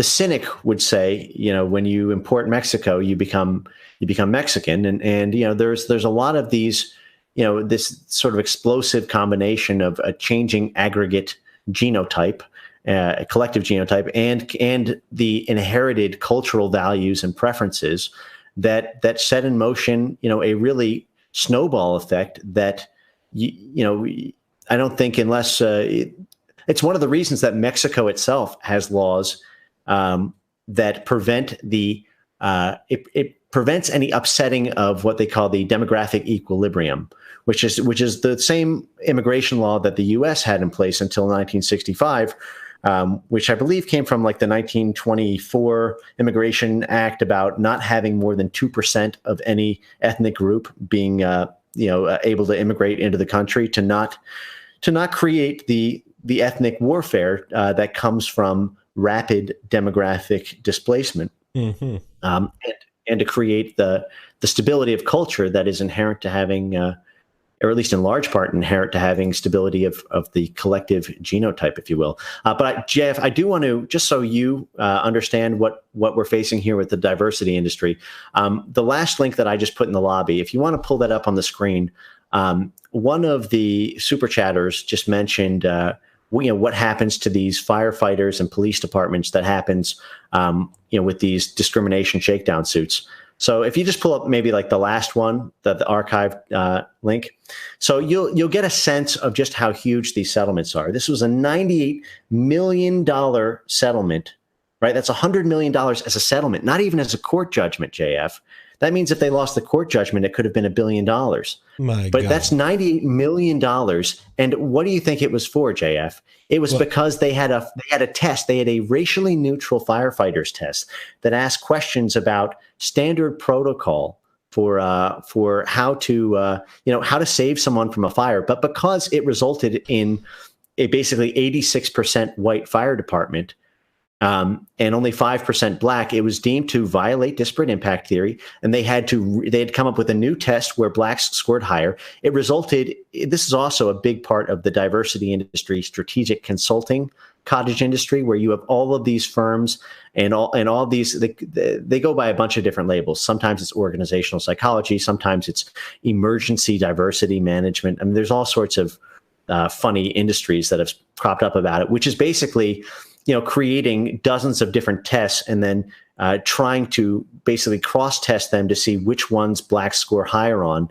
And then even if they're totally absurd, which often results in the most insane lowering of the bar possible, just so that everybody gets accepted to the test, so that they can then apply affirmative action laws to have in the appropriate numbers of racial minorities. It's the same thing motivating a lot of the pass-fail grade systems in education, so that more people pass, so that you have less dropout rates for different. I can get into that another time, but I just wanted you to understand the scale of this. This is one jurisdiction alone. They've been sued multiple times, by the way, JF, and every time it's like $100 million settlement. It's extortion.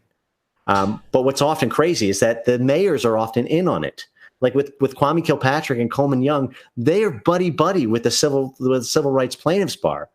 So they'll often, get kickbacks from these racial discrimination lawsuits. It's really, truly sick. So that's more artificial driving of money that goes into pockets. I think that this case led to individuals being reimbursed. So you have money going against the free market, and all of the incentives that keep a society wanting to create stuff, they disappear, because now the money goes around in random fashions like this. And when in other cases it gets distributed to the community, it's even worse. Then you get incentives for people with a sociologist background or psychologist background who are not successful in their own business. They get incentives to drag part of that money by making community work, and it absolutely destroys the natural mechanism in a society that makes people want to innovate and want to find stuff that will actually make economy progress.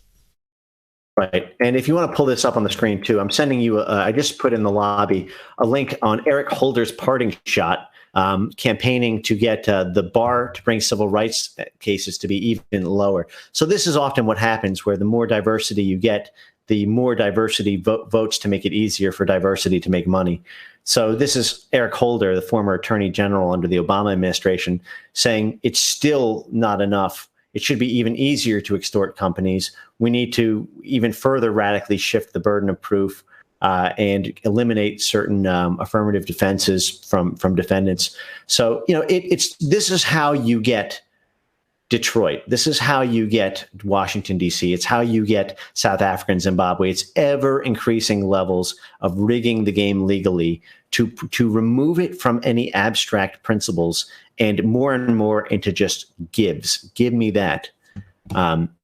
So anyway, I thought that would be a useful data point to throw in there. Let's turn quickly to Washington, D.C. Yeah, just because we do that, just before I have a few super chats. Camera Sport says Mayor Marion Barry's popularity among city residents has dropped to its lowest point in 5 years. However, Mayor Barry insists he has no interest in pose or, for that matter, anything else that isn't crack. And this is a quote of Norm MacDonald, but I don't know if it's a true quote. Andrew J says, what makes our countries great is the exact same thing that makes us easily preyed upon. Mark McCall says, when can you live stream on your main channel again? I'm gonna live stream on this channel up to August, and then in August we might be back on the main channel. Commissar Gulagstein says, I've been to Gary in India. It's a shithole, the price of equality. All right, Frame Game, are you ready for Washington, D.C.? Let's do it. The nation's capital.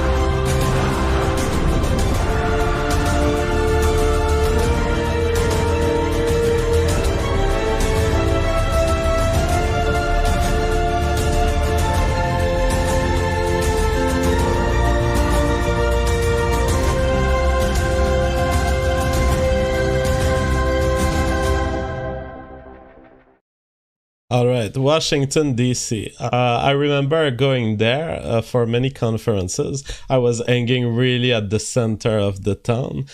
What a boring city. Everything is dead. Yeah. You can't even find a McDonald's. Yes, it is.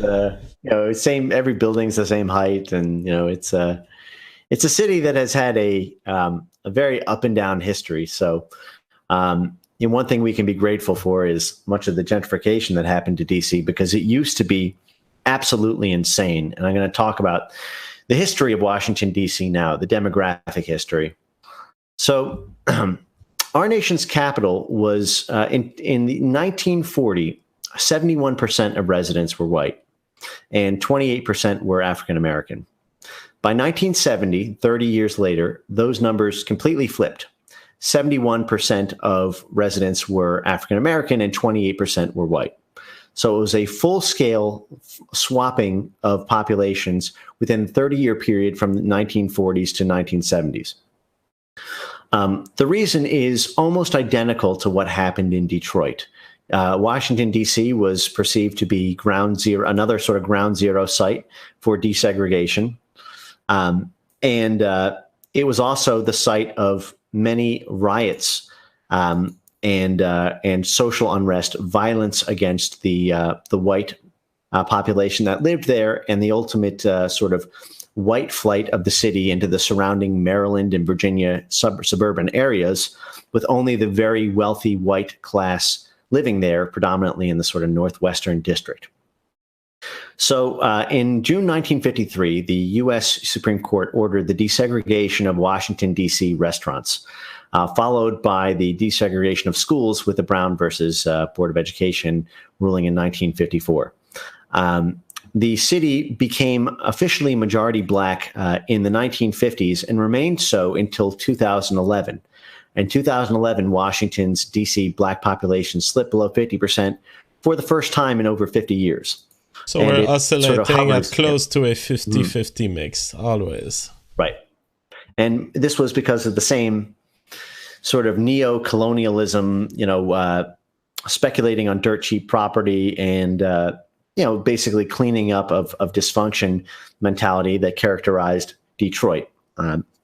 But here's what happened. In addition to these changes to the existing Eurocentric legal jurisprudence and increasing crime and drug use and violence against white people, in 1968, there were enormous levels of rioting and physical intimidation against the white population in D.C. So, in particular, April 1968, there were more than 3 consecutive days of rioting, where there were over 1,200 fires. 4 days of rioting, where there were more than 1,200 fires burned, more than 7,600 arrests for looting. Now, so for those of you who are maybe born in the 90s and think about things like Ferguson and the Black Lives Matter protests in 2014 being a new phenomenon, they absolutely were not. They raged across the country during the 1990s with riots in, the Rodney King riots and related ones in Cincinnati and Miami and Philadelphia. So it's not just the 2000s and 2010s. It's also the 1990s and dating back, at least to the 1940s. But in the 1960s, they were devastating. I mean, imagine 7,600 people being rounded up and arrested for looting. 13,000 federal troops were called in to Washington, D.C. to put down the Black riots. Imagine that, 13,000. I mean, that's like invading a country. Yeah. I mean, I would be interested to see, statistics about certain, deployments to certain countries in the Middle East. I mean, 13,000 federal troops. I think the U.S. has a much smaller contingent in Syria and has been having continued presence in Syria with a smaller contingent than this. Yes. Yeah, I'm sure that's correct. But, what was interesting about it is this was a distinctly racial anti-white set of riots. In fact, to the point where Black-owned businesses would paint tags on their businesses, such as the words "Soul Brother" and other signs, to designate their stores to let looters know that the businesses were Black-owned, so they shouldn't be looted. As a Jewish person, this reminds me of the lamb's blood at Passover. Yeah. I often refer to this as the angel of diversity, which is sort of a riff on the angel of death that plagued it, that passed over the Jews during the Egyptian times and killed the firstborn son. The angel of death allegedly went door to door to all Egyptian households and killed their firstborn sons, but it would pass over all the Jewish households because the Jewish households would put this lamb's blood on their door. So this is one of my general theories for white progressive SJW signaling, which is to provide a sort of lamb's blood so that they don't get murdered or demonetized or deplatformed by the SJW power structure. But this happened, dating back to the 1960s, where the angel of diversity would pass over these Black-owned businesses so that they could only get the white people. So this is what happens, though, because there was not a white demographic majority to resist it, and there were Black mayors in play. I'm sorry, the Black mayors really were elected sort of beginning in the 1970s with, a string that continues, uninterrupted string that continues to this day. But you do not have the power to resist this when you don't have control over your police, when you don't have when there's federal programs in place to super protect these groups that are extremely angry at you, and very little rule of law, until the point where so many people are getting devastated that you have to call in the U.S. Army. And by that point, do you really still want to live on your block? What happens when the army leaves? This is the choice that white people had to face in the 1960s in Washington, D.C. So it's instructive what happened when the torch officially passed. So as I mentioned, it has been over 50 years now of complete and uninterrupted Black Democratic one-party rule. So it began with Walter Washington, followed by Marion Barry, followed by Sharon Kelly, followed by Marion Barry again, which I covered briefly and I'll get to in a minute here, followed by Anthony Williams, followed by Anthony Fenty, then Vincent Gray, and now Muriel Bowser. Over that time, Washington, D.C. went from sort of the national pride and joy in the 1940s, one of the most prosperous places to live, to being the murder capital of the entire Western world. It also was the crack capital for about a decade, as well as the functional illiteracy capital, where as recently as 2007, nearly 40% of adults in D.C. were functionally illiterate. So 40%?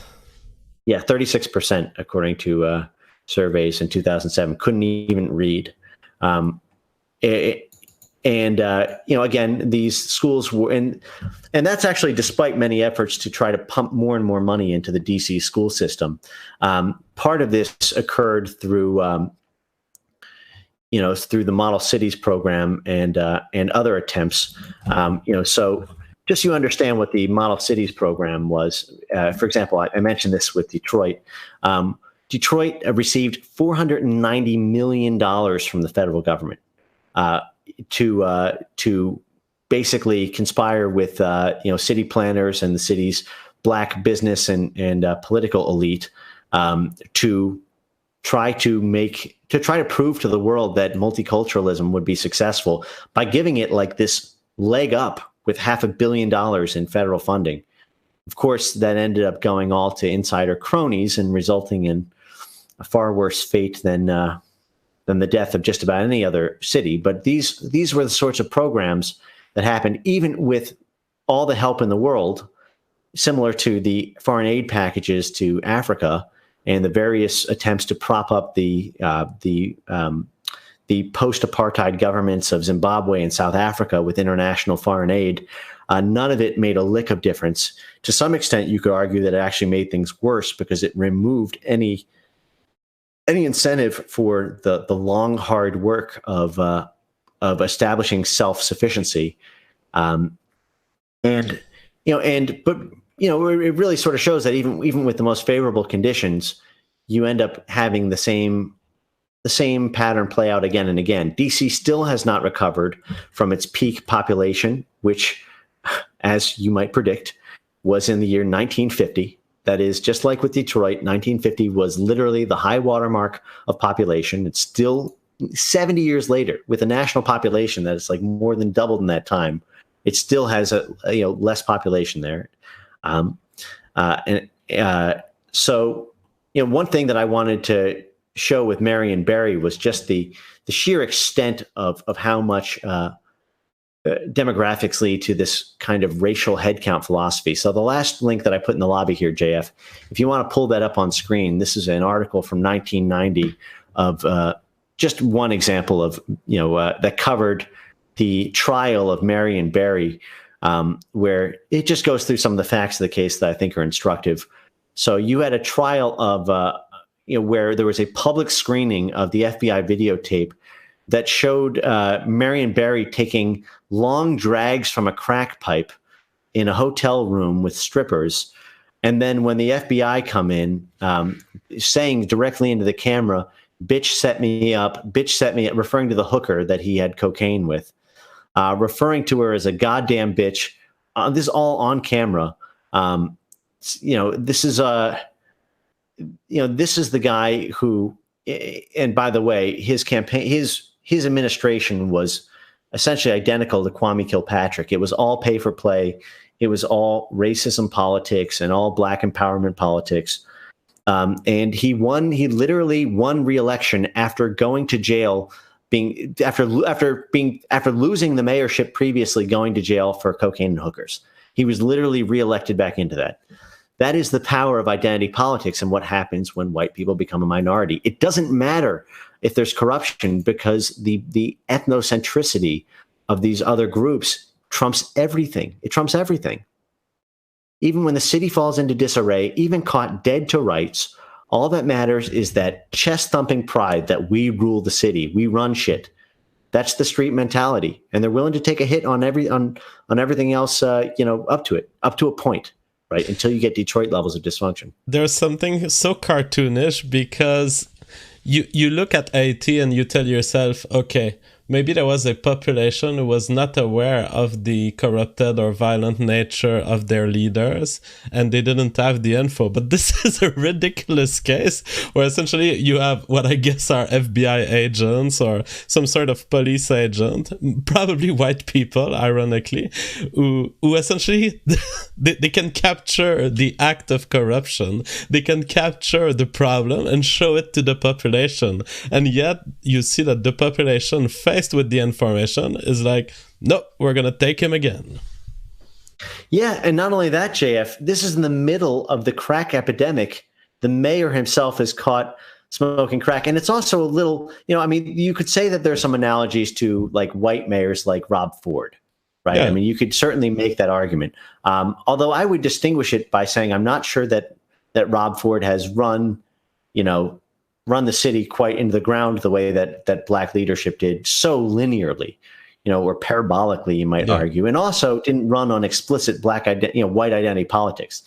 It would be, interesting to say that if Rob Ford came out as, the world's most outspoken white nationalist and then was, caught with cocaine and hookers, that would be, anyway, I mean, it just shows that there's no accountability. And by the way, there's no doubt to me that Rob Ford is the illustration of a process that does happen for whites, which is the total corruption of the city politics system, which happens across the board, in my view.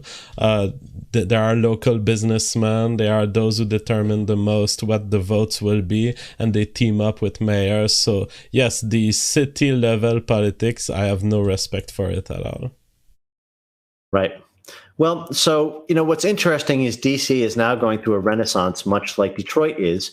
And as I mentioned, white people are coming back into DC and are now representing a majority. And this is also sort of reflected in the fact that I believe Muriel Bowser is not nearly as ethnocentric in her politics as Marion Barry and other black mayors before her. So, this is another white pill that when things get so bad, there tends to be kind of a full cycle as these sort of dysfunctional ethnic regimes turn to sort of white organization and financing, and whites secure some amount of prosperity, at least for the upper class whites in the process. So the article that I just pulled up for you is a 2014 article by the BBC, which declares Washington, D.C. from murder capital to boomtown. Of course, not a single mention of the changing demographics that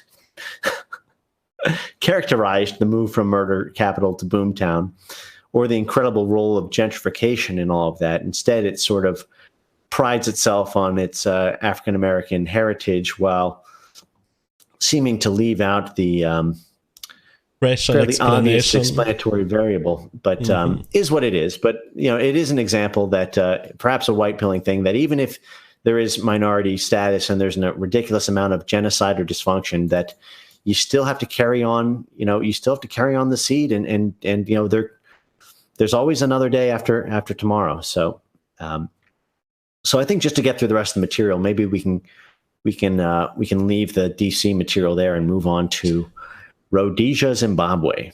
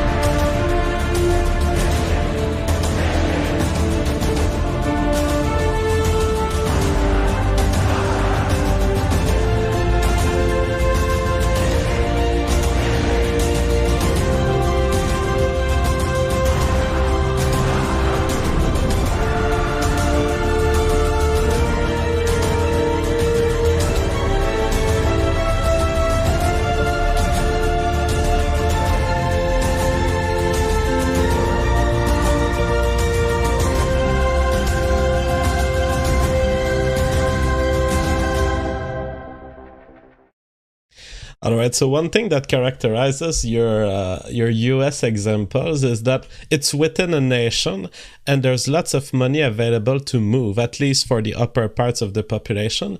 And a lot of the phenomenon we see is people not being trapped, but using their freedom of movement to get away of the situation. Now, I'm interested in how it turns out in just like it turned out in Haiti.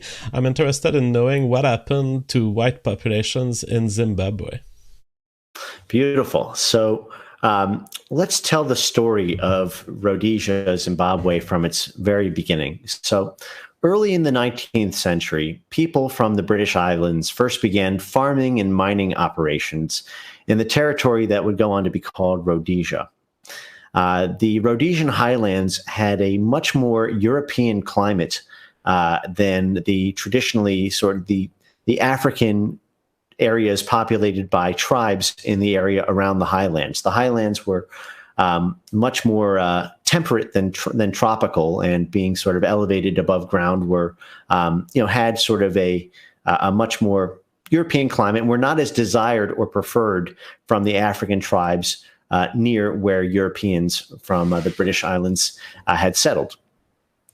And on these highlands, the Rhodesians built gleaming cities that would become the breadbasket of Africa. Many pioneering Brits moved to Rhodesia in a similar way to the move to Australia after its initial penal colony foundations, and much like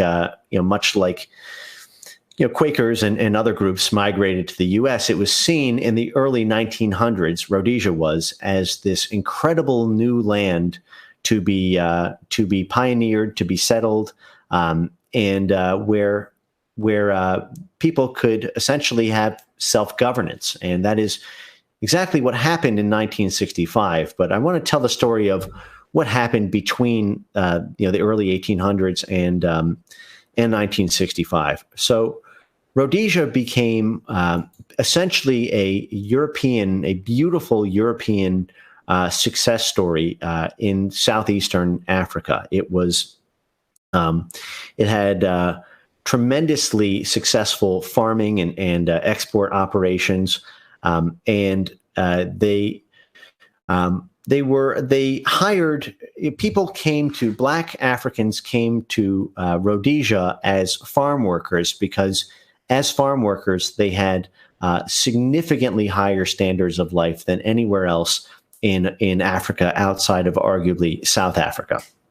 So people, African populations of different tribes migrated across Africa to make their pilgrimage to be essentially labor workers, very similar to what Mexican immigrants are to being agricultural workers on southern plantations across the continental U.S. They were economic migrants.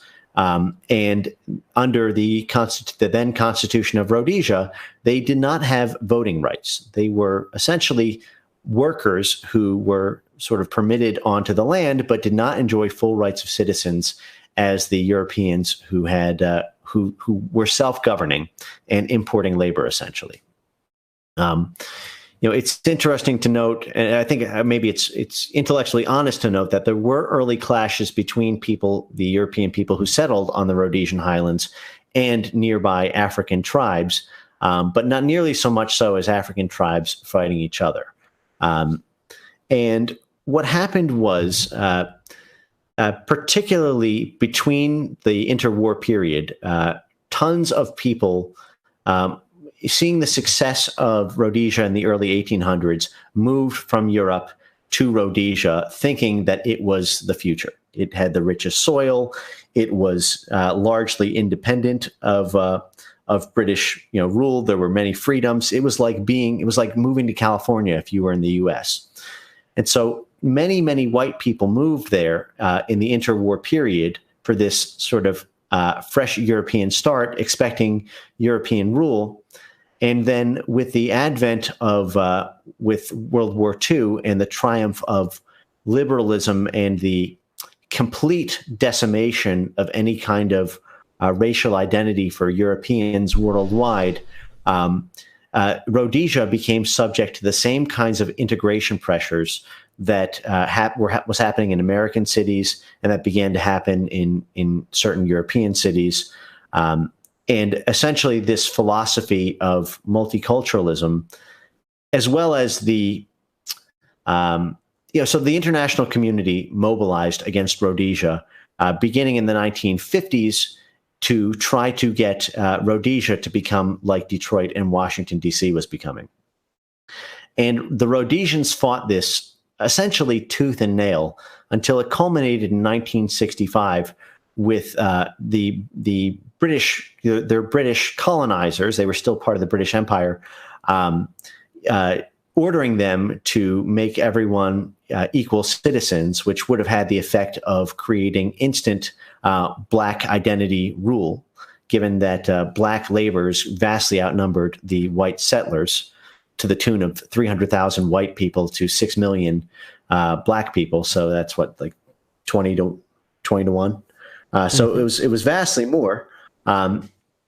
And, being, going from self-governance to being 5% of a demographic vote is instant, an overnight destruction of any kind of political power that the white governance had in place. So they fought the British and the international community from 1965 until 1979. So for 14 years, essentially, there were several civil wars going on within Rhodesia.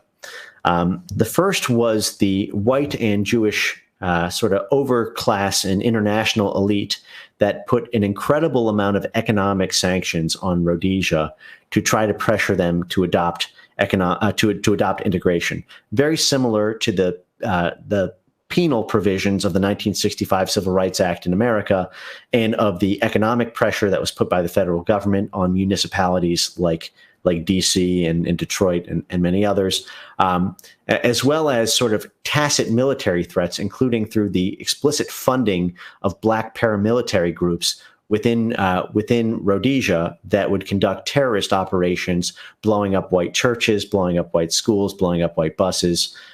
So you had, again, the economic embargoing, the attempt to economically bankrupt Rhodesia, which was fairly successful into the late 1970s, and coupled with the 1-2 punch of essentially doing what the U.S. is now doing in Syria, with funding groups, or what Israel is arguably doing with ISIS. Essentially, I mean, that's a debatable point, but I say that somewhat hyperbolically. Okay. Which is to essentially support your military antagonists while bankrupting you economically, to create division within your ranks so that some white people will get rich off of acquiescing and all the dissenters will be crushed either militarily or economically. So much of what you see with the sort of white eventual acquiescence to black rule in 1979 in Rhodesia was birthed by the fact that many white politicians were basically bribed to get rich off of selling out white, the white underclass who depended on their political betters for representation. And by the way, again, I make no normative judgment about rule in these areas, but it is very instructive to understand just the facts and what has happened to these white populations. Because much like in Haiti, and much like the arson, violence, and terrorism of white populations in American urban city centers, the white population in Rhodesia was absolutely decimated and terrorized with the same sort of brutal raping, necklacing, torture tactics that characterized the Haitian uprising in 1789, and the same tactics that that characterize what we now know as the genocidal farm murders of South African families that's going on today. And what's also instructive is that they lost this war not necessarily because of their own sort of inability to fight back, but because of this deep alliance between these poor but heavily numbered, angry non-white ethnic groups and a combination of Jewish and Protestant, financial sources and arms running, as well as a ridiculous level of international media pressure. So finally, in 1979, we get to this eternal sort of theme of white people being promised peace and prosperity if they just let go of self-governance. So in 1979, with a sort of very split population, Rhodesia relented, and with assurances locked up from England, who they had formerly separated from, and the United Nations, that their standard of living would improve and that the international trade embargoes would be lifted, they acquiesced to a representational democracy, which promptly resulted in one of the most historic economic collapses ever before seen. So it got to the point, the standard of living of Black Zimbabweans dropped by I think something like 15 years, despite like an extra 20, 30 years of advanced modern medicine. So you had a rapid drop in life expectancy, an absolutely enormous rise in crime, the complete collapse of the legal system, and street justice emerged. A full 20% of the population had contracted HIV by the height of the AIDS epidemic. 20% of an entire country. Everything was renamed from European names, like Salisbury, the capital, was renamed to Harare. Rhodesia was renamed to Zimbabwe. It's very similar to the renaming of U.S. streets, so that any major city center you see now in a large metropolis with a Black majority, you're going to see Martin Luther King Boulevard and Malcolm X Boulevard. The same thing happened to Zimbabwe. And economically, they were absolutely decimated. I think they experienced something like hundreds of millions of percent of inflation, to the point where, a dollar was essentially, they printed $1 trillion notes. They kept on spiraling out of control, to the point where the currency would change essentially hour by hour. So it led to this mass, on top of all the other atrocities. Nobody was incentivized to save anything, because the inflation was growing so quickly that by the time dinner was done, your money was worth 80% of what it was when dinner started. So you have these absolutely awful economic incentives. You also see the one-party rule that characterizes this exact same phenomenon in every place. To give you some idea of just how extensive and pervasive it is, Robert Mugabe's ruling party, he was in place essentially from the time that Zimbabwe, I think he was in power for something like 30 years or more. I'll fact check the exact number during a break here, but his party secured 147 of the 150 parliamentary seats. So not only did he rule the executive branch, but whatever was left of the parliament. I mean, can you imagine, even though we have in America sort of an alternation between Republican and Democratic presidents, the legislature is very, very, very rarely reaches supermajority status. That is like 66% in order to get like constitutional amendments approved, or other sort of supermajorities. Imagine 99%. And part of this was because anybody who tried to organize to oppose Mugabe was set upon by armed thugs and was quickly necklaced and tortured publicly, because there was no rule of law. Now, what was very interesting about this is much like the fall of Detroit, Haiti, and Washington, D.C. that we covered, the economic ramifications were totally profound, because it was the white populations, even when they were a minority, that accounted for an overwhelming majority of productive output. So this 5% white population accounted for 92% of Zimbabwe's agricultural output. That is, even though there were many, independent Black farmers, the Black farmers engaged in what was called subsistence farming, that is, living off the land by providing for themselves and their families, but with no excess production to sell commercially, and also to increase trade and general resource levels increased for other people in the country to benefit from. So when white people were ousted from power and the famous laws were imposed that stole white land without compensation from white farmers in Zimbabwe, which happened, decades later, because the black population failed to essentially pick itself up by its bootstraps and engage in the same kind of commercially productive ventures. It was imposed by law, just as it was with the civil rights doctrines in America. That is, if it doesn't naturally fix it, if equality is not naturally achieved on parity with the races, with a non-white minority, the law is changed in order to make sure that there is either equality or radical disenfranchisement of white people by law. So it becomes a legal mandate. And it's always the historical legacy of injustice is always the citation for this, which gets us back to the quote that kicked off this particular video, which was that revenge is the order of the day, that these things are justified by revenge, and that these same rights are not afforded to white minorities that white majorities afford otherwise. And the promises of peace and security will not be respected. A promise of maintaining your minority alive by groups that are violent and corrupted will not be respected. So within 40 years, you have a full genocide of the white part of the population, either through displacement or murder. Right. So I'm going to show you now what has become sort of a classic internet meme. I'm not sure if you have seen this, JF, but it's worth pulling up in the chat because of how well it illustrates the cycle that we're talking about, which are news articles respectively from 2014, 2015, and 2016, with Mugabe in 2014 saying that white farmers should just leave the land. In 2015, asking back the white farmers he chased away because of mass starvation, resulting in hundreds of thousands of deaths, followed in 2016 by a plea for international assistance to prevent mass starvation.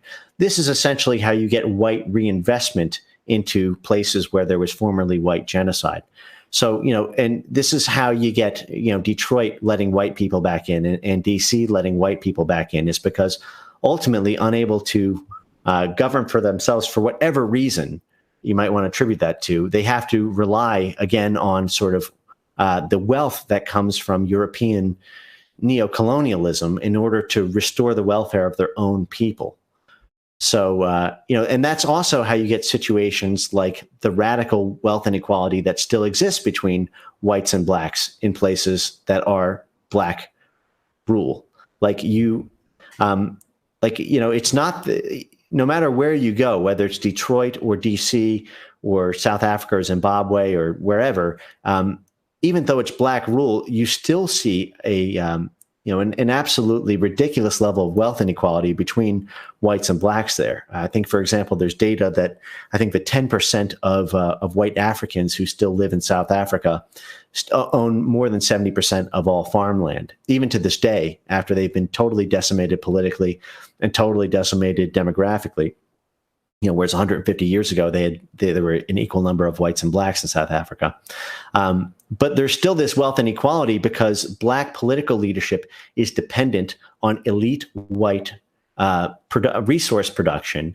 And so there is an unholy alliance between the elite white and Jewish forces, essentially, in a jurisdiction where they secure safety, security, and business as usual for themselves, while sacrificing the white middle class like sacrificial lambs in the country, and permitting and basically settling for them growing rich off of the genocide of lower class people, lower class Europeans. And this, you see this pattern time and again. And the reason we end up like this is that we're cultivating a system of incentives that puts people in place, that uses the tools of the law and tools of aggression to because we think that randomly picked human beings should be equal, but we're feeding a system of infinite money drain. That's not how white societies emerged. That's not how businesses became successful in white societies. I mean, sometimes it is, and it is deplorable, and we hopefully try to vote laws that fight against fraud and that fight against the appropriation of money in white society.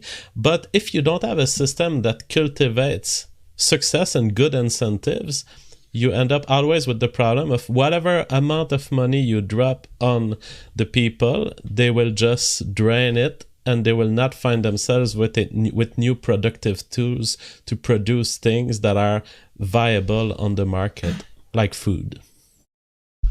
Yep. Yeah. No, that's it. That's exactly right. So, so essentially, the white Rhodesians were, they were systematically and methodically betrayed in 1979. They had a constitution in place that had checks and balances to prevent being completely genocided. But as they had no way to vote against the Constitution being completely revamped, they were completely impotent when the Constitution was changed to have their land taken from them without compensation. So, this is time and again, they're promised peace and prosperity to relent to the international pressure. And time and again, they're betrayed and genocided. So, this is, the pattern repeats. Now, one example that I wanted to explore is Iran, because a lot of the racial situations we've looked at is clearly blacks replacing whites. However, Iran is interesting to me because there was an evolution of the religion in there. And I suspect personally, and I think the data shows this, in Iran, we're not talking just about a replacement of religion. We're talking about a part of the people replacing another part of the people, really, over many centuries. So are you ready to dig into this? I am. Iran is very... Just wish before I you knew start, frame game. Mm-hmm.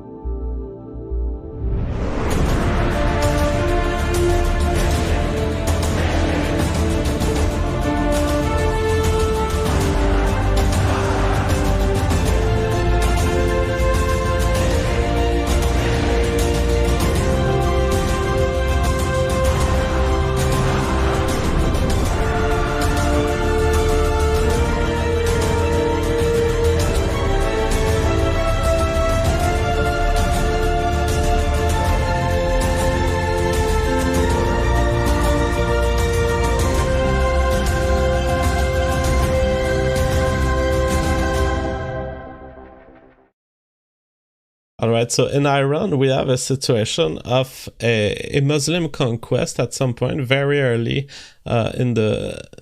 between the first century and the 6th century. There were many fights for Iran. It ends up being dominated by Muslim forces. However, what's interesting to me is the following of the dynamics of a country that has been made Islamic, but that actually bounces between drives to liberty and to a certain form of Americanism. It's hilarious when we look at the pictures of Iran in the 60s. I mean, they look like American hippies. But then you see the progression of a force of Islamic enslavement and Islamic authoritarianism that is quite striking, such that right now you look at Iran and it is not what it used to be 40 years ago.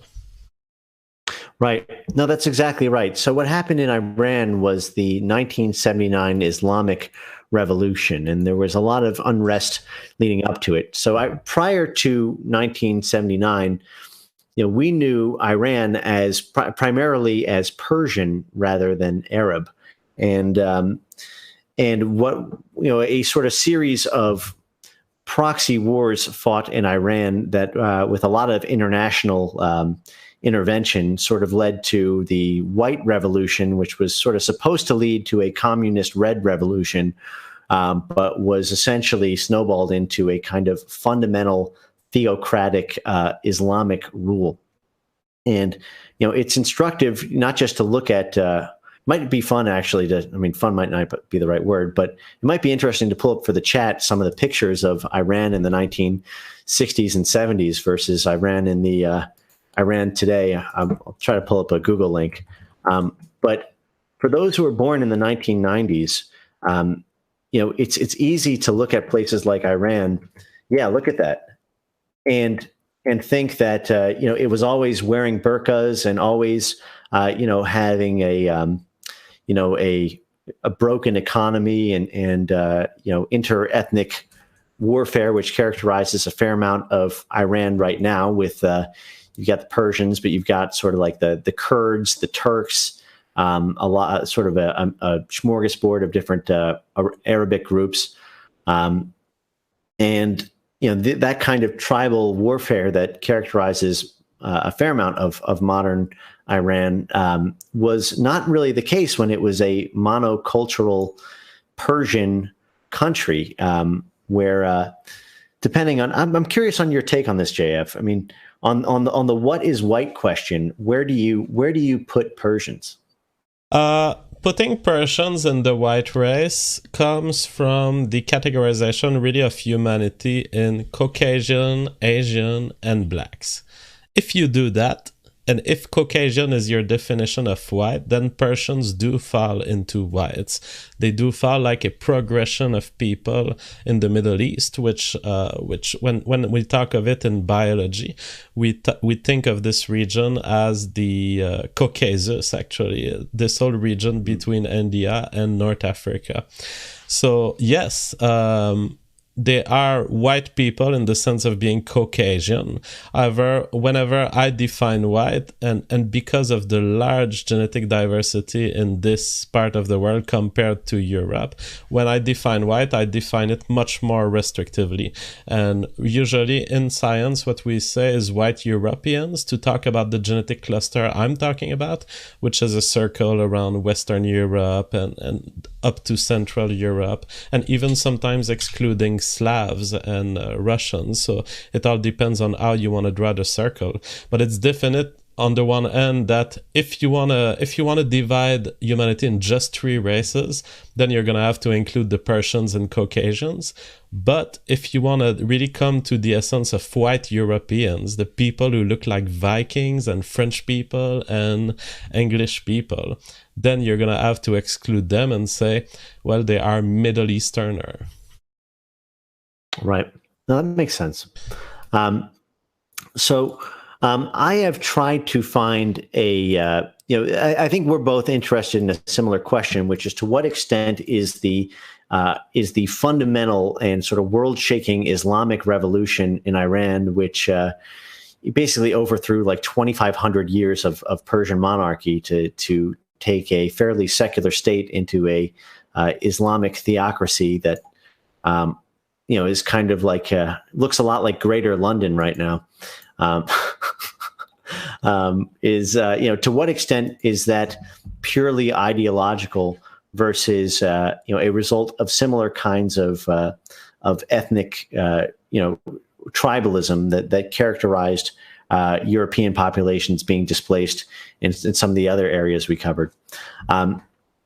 I have not been able to find a direct ethnic tie to this, and part of that's because my specialty is not in this area per se, but it is kind of to me, I see Islam's tie-in with much of sort of general Arab, Middle Eastern, North African politics as being a proxy for diversity in much a similar way that Jewish people kind of have the cloak of religion and race that can be sort of strategically interchangeable depending on which context is most beneficial to view such groups in. I view Islamic groups as being very similar in that way. Like, if you want to try to talk about ethnic divisions that are caused by the influx of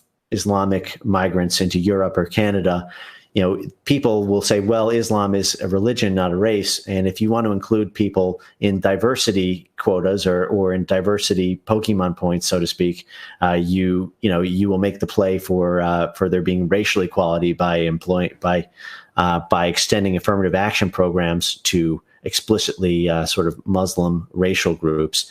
It was obviously viewed as a racial ban when Trump banned. He had his sort of famous travel ban from Muslim majority countries. So I have not been able to find conclusive evidence linking there to be a particularly ethnic underpinning to the 1979 Islamic Revolution. That doesn't mean it doesn't exist. I would actually be curious, as a question to the chat, if there are people who might have specific knowledge of that, or JF, if you found anything. But I do think there are a lot of parallels even without that. So the reason I'm bringing Iran, because Frame Game had this whole series of countries, and I said I want to talk about some countries that have replaced themselves. So the story of the domination of Islam in Iran is often viewed by intellectuals as, okay, there's an ideology and the ideology dominated the people. But it's really happening over centuries. And so, and the big problem, the reason why you don't find ethnic information is quite simple. It's because Islam has been imposed on everyone. And so if you ask for the identity of people in Iran and their religion, they will all answer Muslim, but they, to different degrees, identify with the theocratic government or not. And in fact, up to the revolution of 1979, there were still movements popping out every 30 years, every 60 years. There were movements of highly Persian identity that were trying to resist the kind of invasion of Islam of the entire public life. And so that's why I'm interested in this country. Just like you, I don't have final answers, because when you have a country where more than 99% just by law people will report being Muslim, it's impossible to tell the difference. But what we see in the progression between the 6th century and now is a series of wave of fights between a more Persian identity and a more Islamic identity. And Islam has won. Now, it didn't win by, as far as I know, huge genocide. It's not like millions of people were killed. I'm sure like in any place there are murders and local conflicts. But it won by birth rate, and it won by cultivating traditional values in the part of the population that was adhering to Islam. And on the other hand, you add a more the more Persian identity that slightly dissolved itself. To me, it's an example of and I don't want to make the parallel and be accused of making a false metaphor here, but it's as if a part of the population was too liberal to survive. This is what happened, in my view, in Iran. Although, as you mentioned, it's not by ethnicity, it is by a differential of the population in their attitude toward a religious authority that has imposed itself extremely authoritarian, in an authoritarian fashion. And some of the population just was subordinated to this religious authority. Another part of the population saw Iran more as a progressive a country with a progressive potential. The progressives have lost. Right. Yes, and I think it's very instructive as an example of the fact that things don't automatically get better with time. Right. I mean, as you mentioned, there's sort of this idea that, we've got iPhones now, we got iPads, we have the internet, we have science, like hashtag with a big exclamation point at the end. And meanwhile, you have countries that were formerly first world countries as recently as the 1960s, the hippies. And where are they now? Well, this is the result of these ideologies that are being imported into Western countries.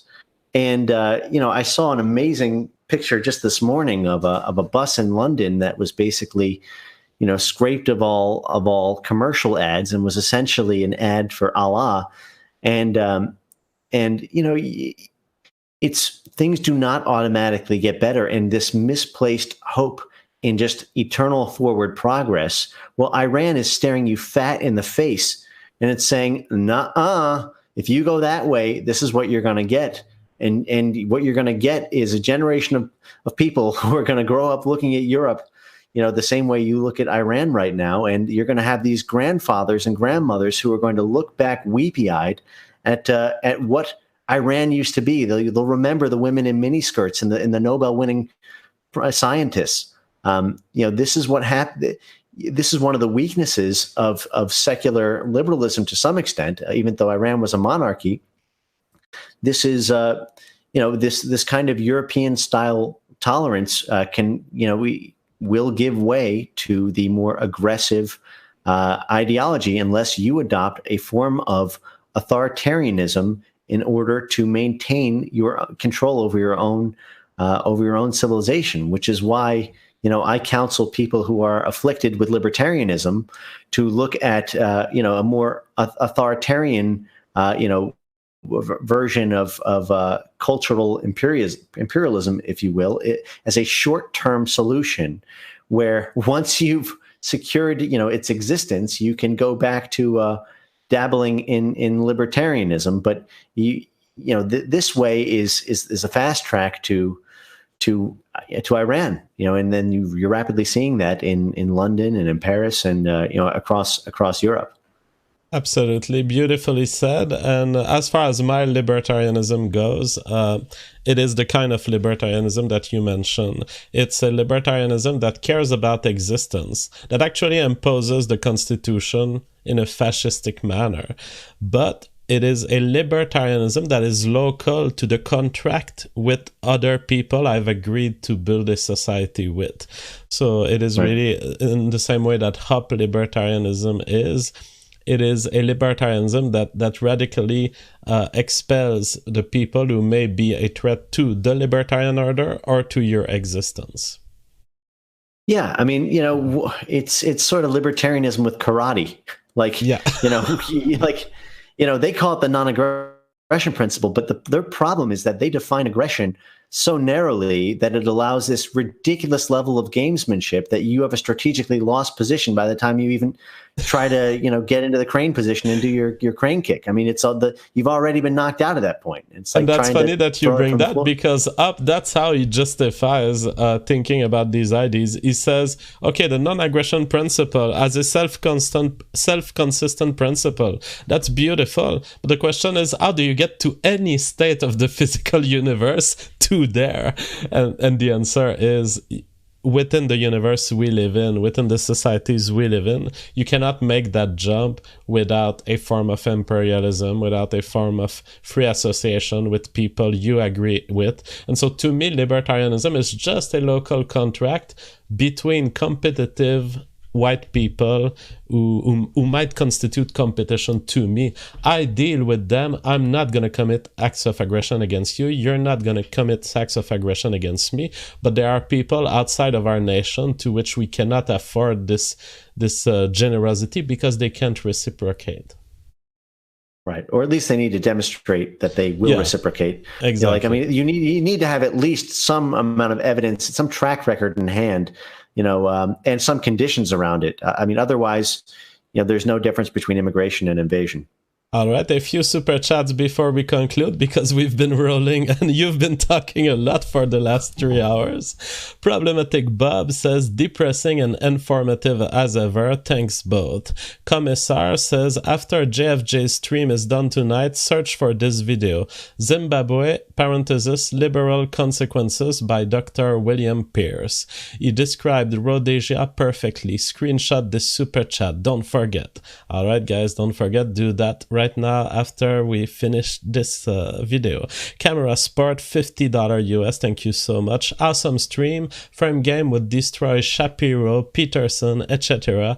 because they can't acknowledge demographics. Ironically, because of political correctness, something they make their living mocking.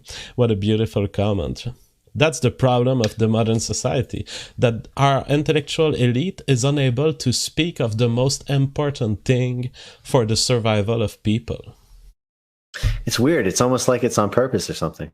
It's almost like it's the beginning of this whole authoritarian system that you describe, which ends in genocide. It starts with little invasions of right. It starts with, you can do this, you can do that. And the first thing you can do is point to the fact that the demographic situation will eventually lead to more violence.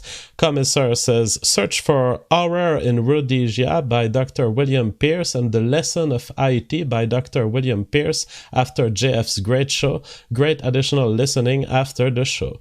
Screenshot this to not forget. Well, I hope people will not forget. Camera Sport, $20. Thank you so much. Slavs are white. In fact, the white race began in Ukraine. Ukraine is game to you. I took a DNA test. 92% Eastern European. I found I was 5% Scandinavian and 3% Western European, and I spit. Well, I've said it in my What is White video. The definition of the white race will depend on where an ethnostate emerges. If an ethnostate had emerged in Quebec in 1995, it would have been an ethnostate of a very specialized part of the white race, the white Canadian Québécois. I mean, it's the only ethnostate that really has to draw a large border around the white race is an ethnostate of the kind that Richard Spencer proposes, where it would be a land of welcoming to all white people on Earth. They would have a good problem on their hand defining the borders of the white race. Most ethnostates would not, because most ethnostates would be local. They would be like a small European country, and they would come from a very specific ethnicity from the white race. And I said it, I don't object to Slavs being included in the white race, but I'm telling you, the scientific data is good enough that you can make the difference between them and the Western Europeans. And that's why your DNA test reported that you were 92% Eastern European and 3% Western European. It's because these populations are different enough so that we can say it just like that with one genetic test that they differ. And finally, Rice Jones says, thank you, Frame Games, for sharing with us Gentiles your Jewish magic for debating. It works, trust me. I was surprised how quickly lefties lose ground when challenged from a position of righteousness. That's right. Well, Frame Game, again, you've prepared for us amazing content, and I cannot thank you enough for the quality that you bring to this show. You are welcome at any time. I think that what you presented us today is the deepest mechanistic look into what happens when whites become minorities and when they disappear from a country. The patterns are there. We have a conversion to authoritarianism. We have a system of kind of violent gang that develops, either violent gangs on the street or violent gangs within the political system, as happened in Detroit. And you have an appropriation of any tool of authoritarianism taken to identity politics, but always identity politics in a way that disfavor white people until they disappear or they are killed. What we're faced with is multiple examples of what, by the UN definition, is a white genocide. And it happened many times in history, and we have all the data that suggests now that it will happen in many countries that are currently part of Western civilization. And so those are important facts, and I thank you so much for bringing them tonight. I thank you too. It's just one closing remark. I just want to address, someone said in the super chat that, some comment about Ben Shapiro or Jordan Peterson. And I just want to make one final note on bravery. I want to really thank you, JF, for having me on the show. And I think, the one thing stopping them from really changing the world and moving the needle on in the culture conflict that we find ourselves in is what separates smart men from great men, and that is bravery. And JF, what you're doing with this is a true act of bravery. I mean, it's your face, it's your name. You are a true pioneer in this.